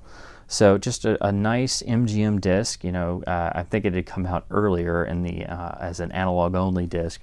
So this is again just a nice reissue with a digital soundtrack added and a cleaned up transfer. And of course the disc pressing will be better because it's a couple years down the road. It does include the original trailer, which again is always nice when they could do that. Nice looking rear cover, again with the MGM style of having the tinted stills along one edge, so at least it uses the dimensions of the rear nicely. And of course single disc, so single jacket. So not essential, of course, because there's a DVD available and a Blu-ray as well. And this is another one where it reminds me I haven't got to pick up the Blu-ray yet because I don't have $1 billion to spend. But one day, hopefully, I'll be able to afford all these different things. But in the meantime, it's a nice pickup, and it's one of the films that you can just fire up every once in a while and bring a smile to your face. And anytime I can find a Hollywood classic or something from the classic eras, with the digital soundtrack added and a nice pressing, I'm game, because they know me too well. This next one is, of course, yet again another musical, because I'm not a musicals fan, yet I keep buying musicals on Laserdisc. This is the Doris Day musical Tea for Two, a Warner Brothers release. And, it was still in the shrink wrap and in perfect shape. And I quite like Doris Day as an actress. I think she's quite underrated. So I figured, why not? I've already got a bunch of other Laserdisc musicals. So, but a really nice looking jacket. And for once, it's not clogged up with a bunch of other stuff like Warner Brothers would typically do. Just has the regular standard Laserdisc logo here. And the rear cover looks pretty nice. It's the standard Warner's rear with the block being in blue and the rest in yellow. Single disc with no special features, no trailer or anything. But again, any classic title I can find on Laserdisc in really good shape like this for dirt cheap, well, I can't help myself. So I'll be spinning this up with the other musicals, and I believe, I think this has a digital soundtrack. It doesn't credit one, but I should think it does. So it should be a pretty good transfer too. So it's always interesting to see, early 40s and 50s color films on Laserdisc and see how well they fared in the transfer. So it should be interesting to look at. Here we are from 1952. This is Jim Thorpe, All-American, the biopic starring Burt Lancaster, directed by the legendary Michael Curtiz. nice looking Warner's jacket, again not clogged up with anything extra, and although it's a bit stylized, it looks really nice on the Laserdisc jacket. Has a slight gloss to it, a little corner crease here, but nothing bad. And again, not too common of a Laserdisc title. So, and I'm a big Burt Lancaster fan, so anything I can pick up that's a classic, whether it's rare or not, as long as the price is right, I'm definitely game. Movie-only disc does include the theatrical trailer, which is nice. And this is one of the few biopics of the 40s and 50s that really does have some dramatic meat to it. And it's much better than you would think. Most biopics, especially back in the day, they kind of a lot of things would be kind of rewritten, and things would be a lot more one note and not have as many of the multifaceted things that would naturally happen in a person's life. So and they can still be good, but a lot of times they leave a lot to be desired because you couldn't do a lot of things in biopics of the time. But this one is a bit different. It's a lot better. It's been a little while since I've seen it. I first saw it on DVD when it came out in the Burt Lancaster Signature Collection box set, which itself is not easy to find. So it is on DVD out there, but even the DVD, you pretty much have to track it down on eBay. But a pretty good film, and of course anything Mike Curtiz ever did, I'm determined to watch 100 times, because Mike Curtiz is Mike Curtiz, and could do basically any genre better than most anybody else. But anyway, nice Warner Brothers release, and again, not too common, so I'm very happy to have it on the shelves. Now, with 1952, we have the Best Picture winner of that year. That is, of course, The Greatest Show on Earth, the Cecil B. DeMille film. And even though it's got a nice Laserdisc jacket and is very influential to a good number of people, there is a good number of people who also think this is one of the worst Best Picture winners of all time. And I have to agree with them, because this film, it is an acquired taste. It's very long. It's, of course, Cecil B. DeMille, who, if you're not used to his style that emerged later on in the 40s and 50s, one of his films can kind of put you to sleep. And in a lot of ways, it's little more than a glorified commercial for, Barnum and Bailey or Ringling Brothers Circus. But all that aside, it is basically a big show-stopping circus film that, brought to the entire country and the world who saw it, something that you couldn't go and see every day. It was trying to be bigger than life. So I do give it that. And even though it really drags if you try to sit down and watch it, but it does get this really nice Laserdisc reissue. I think it had an earlier one, but again, the cover's quite nice, and you get the little AMPAS logo there announcing that it won Best Picture. Of course, it is a long film, so it's 2 discs with a pretty nice gatefold, actually, I have to admit. Very classy looking, enticing you to actually watch the film, and then you watch the film, and then you're like, okay. This Laserdisc used a 35mm interpositive, and it tries to, really replicate the original 3-strip Technicolor photography. I'd argue the color photography is really the main draw for watching this. Not only are you seeing a larger-than-life circus on the big screen, but you're being able to see it in full Technicolor. So I'd say that's the real draw.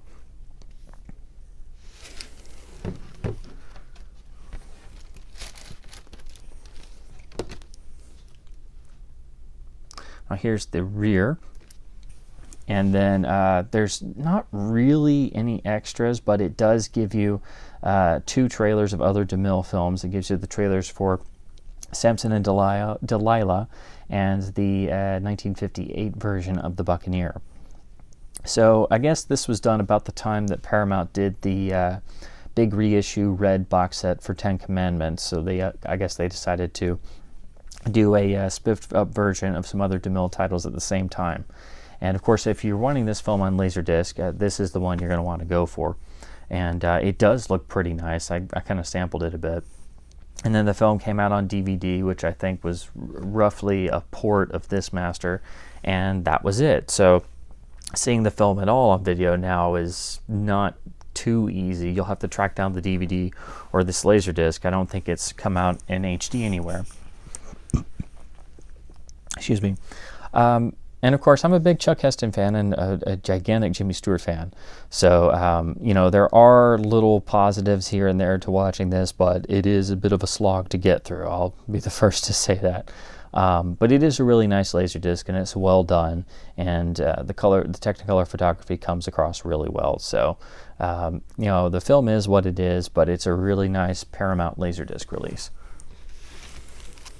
Next up is a pretty hard to find Laserdisc. This was the final issue of it, but it is a really important one because this includes, for the first time, the original theatrical ending that was replaced with a chopped up one.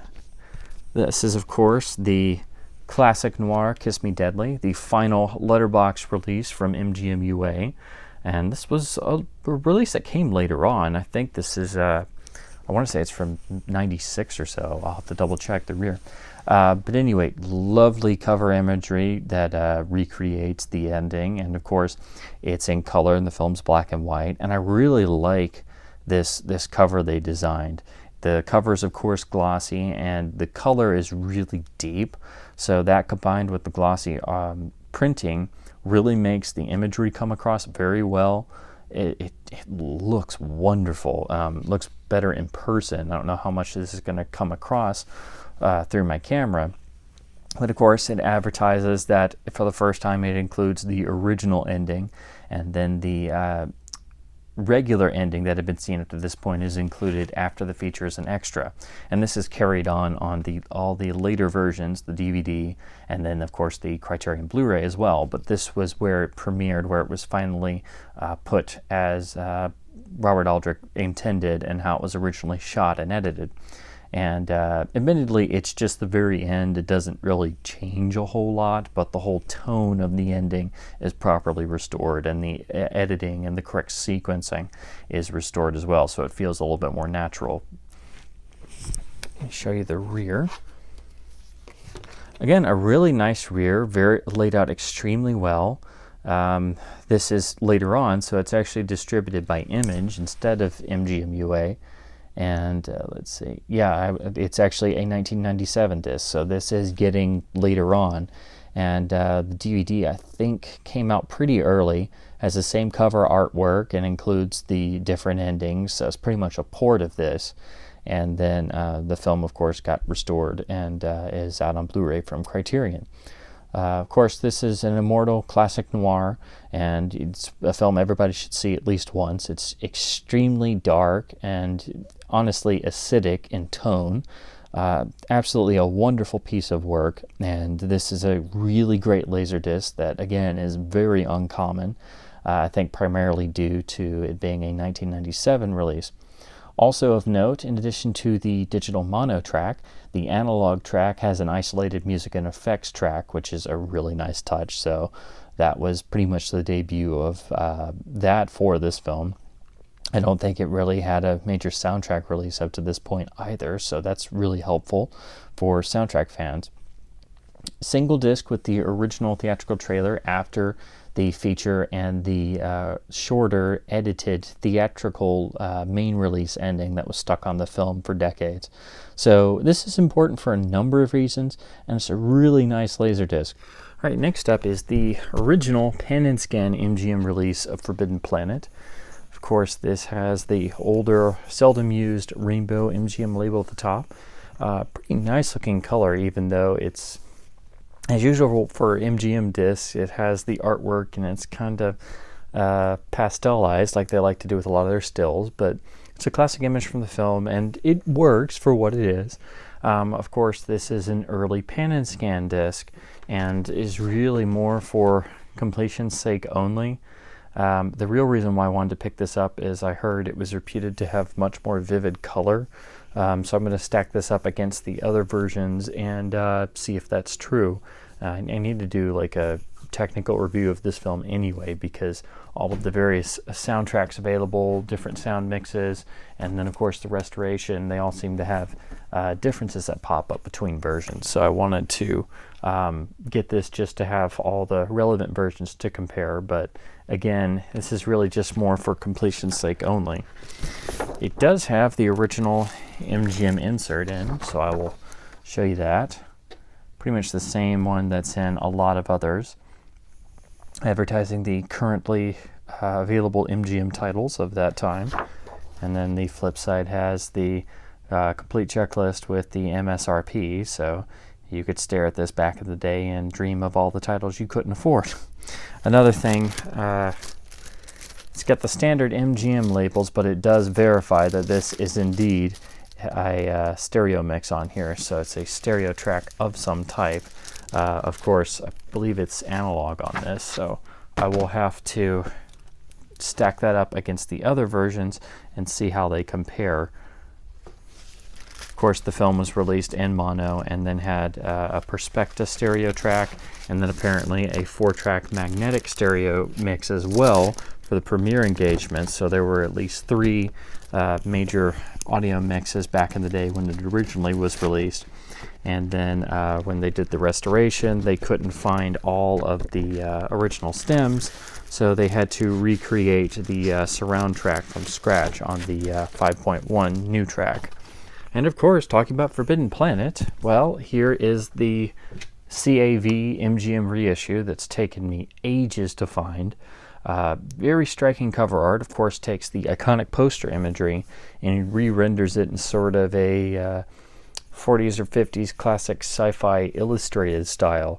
It's really striking and it looks nice. Of course, I wish they had just stuck with the original imagery that's on the MGM CLV first letterbox copy. But for what it is, it's really nice, and of course it's exclusive to this release, so you can very easily tell them apart. Of course, this is the film in full CAV, spread across 4 sides, with a digital stereo surround PCM track, just like the CLV disc. It does seem to make some adjustments, so I think it's a lot like 2001: A Space Odyssey in that way, in that they took the master of the first CLV version and made some adjustments for the CAV reissue a couple years later. Of course, being 2 discs, you do get a nice gatefold here. Unfortunately, it's pretty much the film only, but it does give you the original trailer at the end of side 4. The big draw to this being the nice packaging. Again, a really nice gatefold for MGM. You can tell they put a bit more effort into this one. And then a whole side panel of, thankfully, it's not tinted.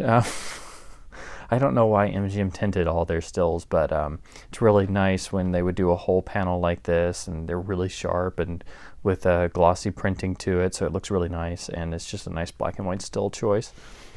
Show you the rear cover. A really nice rear jacket for an MGM release.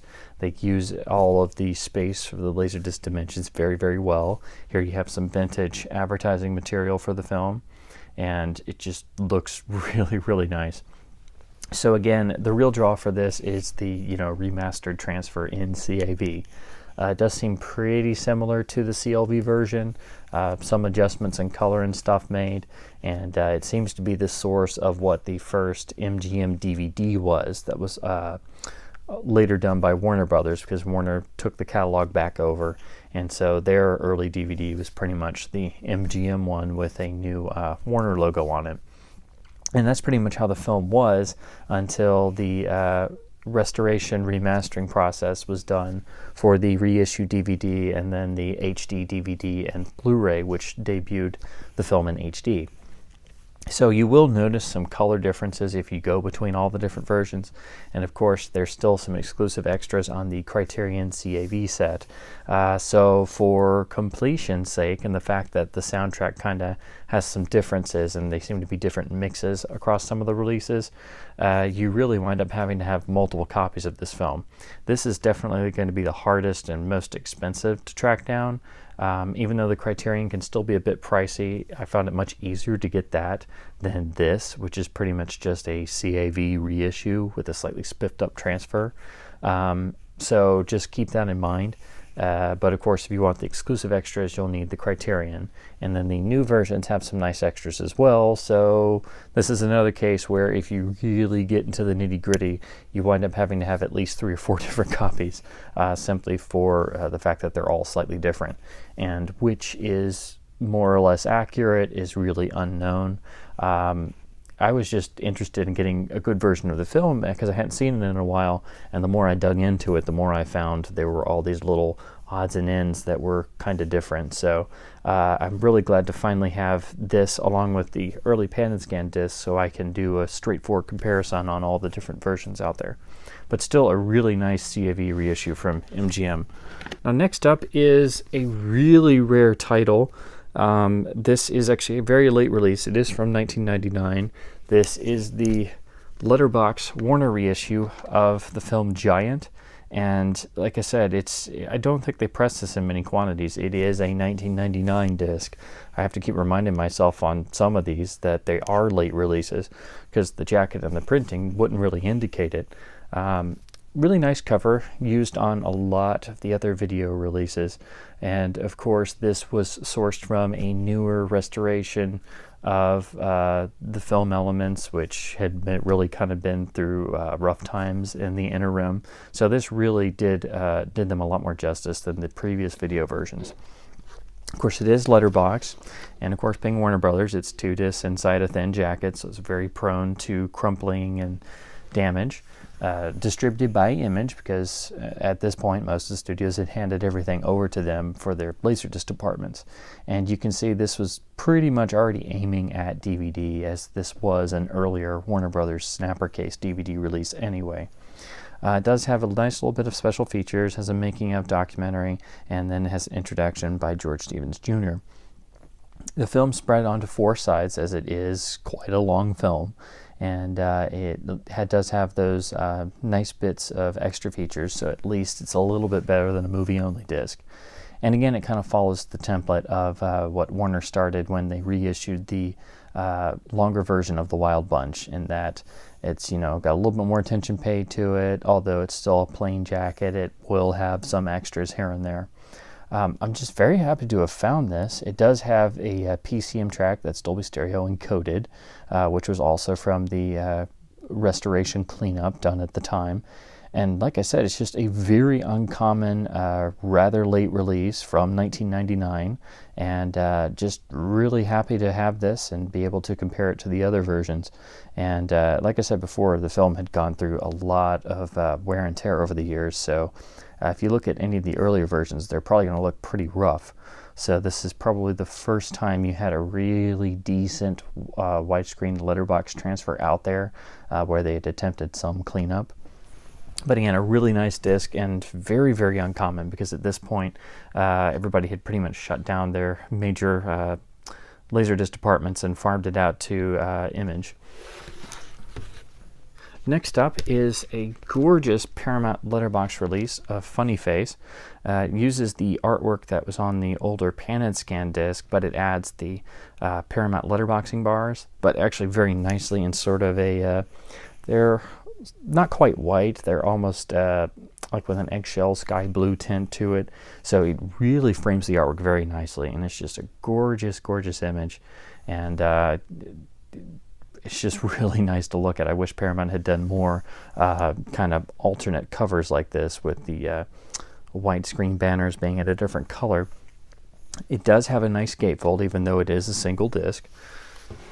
So, like a lot of Paramount discs, it's just a general image across, but this kind of really ties in well with the film, because you have several of the famous sequences just on a, looks like a design desk or a desk table with various pieces from the film and its characters kind of laid out. So it's rather nicely done. At least it shows they put some effort in. And then the rear is really nicely laid out. The chapters are very extensive because it also lists the additional music cues. The film has its isolated score on the analog, I believe, analog right channel, and so those are noted for each individual cue per chapter. So there's actually 46, I think it's 46 Oh, I take that back. There's 33 chapters for side 1 and 46 for side 2, so they are very extensive. So you're able to navigate to each of the individual music cues. The digital tracks have a brand new, they went back to the original magnetic sound masters and mastered the sound directly from that. So it should sound wonderful. Of course, the film was shot in VistaVision and is really something to look at, but unfortunately, the film's HD master is really kind of a DNR mess, and it's a really underwhelming Blu-ray, and is quite unfortunate because the film should look and sound fantastic for being, you know, a VistaVision musical, but unfortunately it isn't. This Laserdisc, though, is quite nice for being, you know, a Laserdisc master in standard def, and is definitely the best the film had looked at that time, and pretty much did away with the earlier pan and scan discs. So it was really nice to be able to actually get this in widescreen finally. Outside of the isolated score, there's no special features. It's just a single movie disc, and is of course CLV, but it's a really nice package, and it shows Paramount going, you know, a little bit above what a normal standard disc release would get, and the isolated score presentation with the extensive chapter breakdowns is really, really well done. So recommended for fans of the film, and of course the hopefully a new HD master gets made at some point without all of the DNR grain removal. Next up is the Warner release of The Prince and the Showgirl. Not super common. Actually, this is, if you look on the LDDB, this is a pretty rare Laserdisc title. Of course, it's famously the film where Sir Laurence Olivier worked with Marilyn Monroe in England, and of course that production has been written about a lot of times, but the jacket is quite nice, so that's one of the reasons why I wanted to pick this up. I think I haven't seen the film in actually a good amount of time, so revisiting it on a Laserdisc pressing is quite nice. Of course, it's a Warner standard rear. I think this is actually a 133 transfer. It doesn't show if it's widescreen, so I think it may be a 133 disc. I don't know if it's pan and scanned. Of course, sometimes it can actually be widescreen, and Warner just didn't put it on the jacket. Single disc, 2 sides with CLV encoding, no trailer or special features or anything, but I think this has digital mono, or of course, again, Warner's doesn't always put that on there, so I think this has a digital mono track, but I could be wrong. But just another simple, straightforward Warner release of a film, and it's, like I said, it's pretty rare. It's not a common disc at all, so anytime I can find a rare Laserdisc, I'm game to check it out if the price is cheap enough. Next up is the Fox release of Three Faces of Eve, also from 1957, with the standard Fox widescreen jacket banner and a digital PCM track, which I believe should be mono. I picked this one up sealed. Unfortunately, it's got a hole punch in it, but it's not a very common Laserdisc title. I know Fox has put it out on Blu-ray, so this is really just one of those I picked up for just to see the film again. But like I said, it was still sealed and has some nice production notes. So just a pretty straightforward disc. It does include the original trailer. And yeah, just get to spin this up pretty soon and check it out.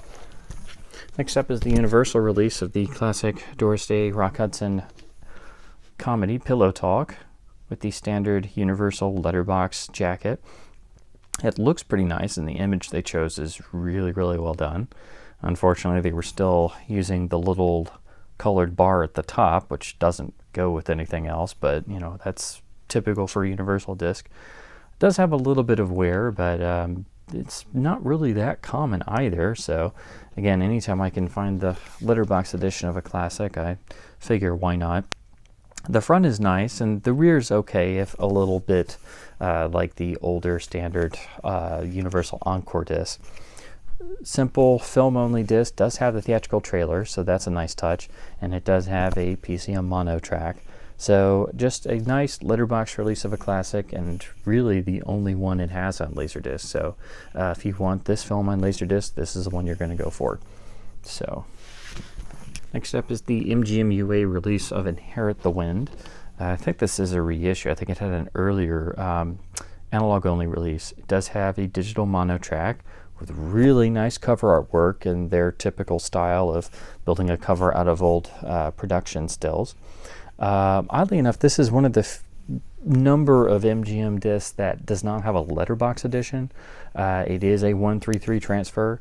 Sometimes they would offer a title in both ways, but most of the time it would just be a letterbox transfer in the digital sound era. But there are a couple that were still 133 only, Night of the Hunter being another one. So that is something you'll have to be aware of. There is no letterbox laserdisc of this. It's 2 discs, so it gets a pretty nice gatefold, of course, with the MGM use of tinted stills. But it's nicely done and uses the bottom to put the film's title and use the whole gatefold with. So film spread across 3 sides, and it does include the original trailer at the end. So again, a nicer looking cover for an MGM UA disc than normal, although you can tell it has some of their usual style, and it looks pretty nice. Just keep in mind it is a 133 transfer instead of being letterboxed. Definitely the best issue on Laserdisc.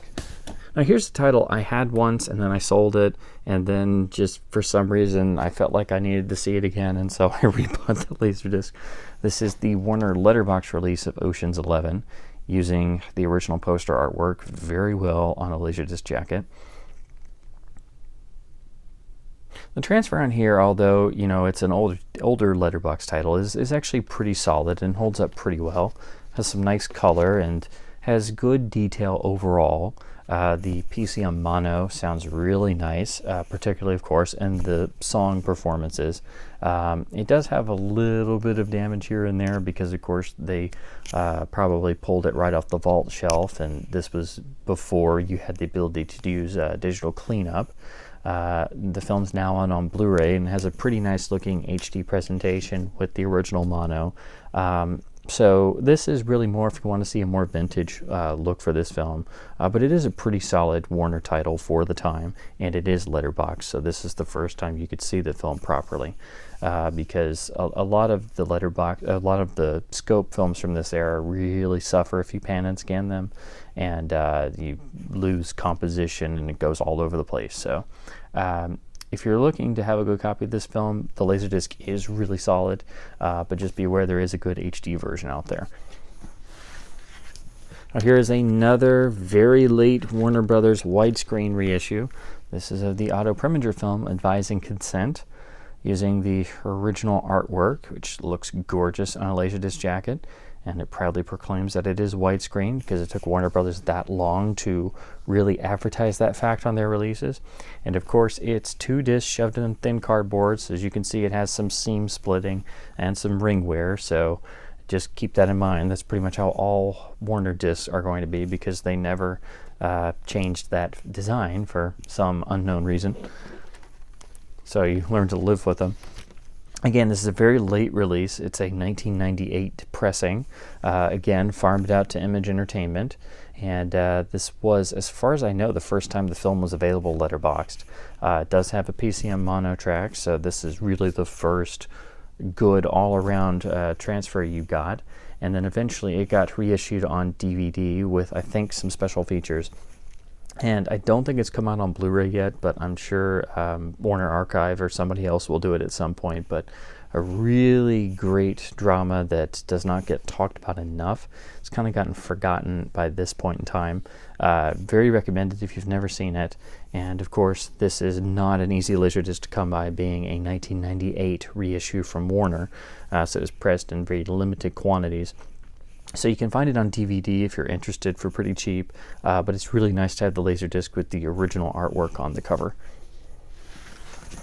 Moving up to 1963, this is the MGM UA release of Lilies of the Field. This is another MGM UA title. It is, I believe, a 133 transfer, so it is not available letterbox. And also, it's quite uncommon, so it's a pretty hard to find title on Laserdisc if you're looking for it. Of course, you can get it on DVD much easier, but again, if one of these rare older films pops up with the best transfer available, I'm totally game. Pretty nice looking cover, again in the MGM video style, but looks pretty nice. Nice composition too. The rear is pretty straightforward. Again, like a lot of MGM UA titles. Single disc, does include the original trailer, so that's a nice touch. But other than that, just a nice title if you can actually find it. Moving up to 1967, this is the CBS Fox release of the film The Incident. This is one I've never seen, but it just sounded quite interesting, and now I think since I've gotten this, I think somebody's put it out on Blu-ray, so I think it's available again now. I think for a while though it was pretty hard to find this, and like I said before, it's just a title I'd never heard of, so I figured I'd give this Laserdisc a watch. Pretty nice looking cover artwork, and then the rear is the standard Fox style. It has a PCM mono track, and again I think this is a 133 transfer. I don't think it's letterboxed. I think this is pretty much how the film was until recently. Like I said before, I think somebody just released it on Blu-ray. I don't know if it was Twilight Time or somebody else, but I think it's available again now. So I'm just gonna have to check this out, and because like I said before, I've never seen this before. So just another interesting title you happen to come across on Laserdisc and figure give it a spin. Next up, also from 1967, this is the Fox letterbox release of In Like Flint, the classic spoof sequel to Our Man Flint, starring the coolest and suavest of all of these 60s spy spoofs, James Coburn as Derek Flint himself. Beautiful usage of the original poster artwork here. It matches the widescreen jacket for Our Man Flint. Unfortunately, I haven't been able to find that one, but this, I just wanted to see what this looked like. Of course, the films are known for being very colorful and being, the best of the spy spoofs, with, great color photography, beautiful Jerry Goldsmith soundtracks. So just really nice and very nicely printed too. This is in very good shape.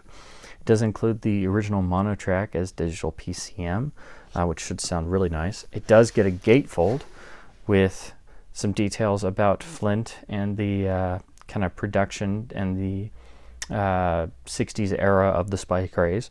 Again, the artwork is reproduced in larger scale here in the gatefold. So this is much nicer than your typical Fox release at the time. Of course, it could have been better had it been pressed a couple years later, but this was the best you could see the film in the first letterbox release it got. Both films were done about the same time, and of course, when I grew up, the first time I saw them were on, pan and scan tape and broadcast airings. And outside of these Laserdiscs, the first good releases were the slightly remastered letterbox releases that were put out on DVD. Now, of course, the rear uses the general Fox style artwork. Some nice stills, but otherwise nothing special. It's just nice that these got a gatefold and original artwork. So again, these were the first letterbox transfers available, and these films were totally designed for CinemaScope. In fact, this film, In Like Flint, was the last film to ever be shot in the original CinemaScope format. Fox held on to the rights and kept insisting on using CinemaScope despite the inherent problems and the CinemaScope mumps and the defects in the CinemaScope lens. So this film is historically important for being the final film to be shot and released in true CinemaScope. And by that point, Panavision had pretty much taken over with their properly corrected lenses for scope photography. So a really nice Laserdisc release, and again, the first time you could see the film properly letterboxed. So important for that reason alone. Hopefully one day I can find the sister release of Our Man Flint. Next up, from 1969, this is the Warner's letterbox release of the Madwoman of, I don't know if I'm going to pronounce this right, Chaillot or Shiloh, I don't know exactly how to pronounce it.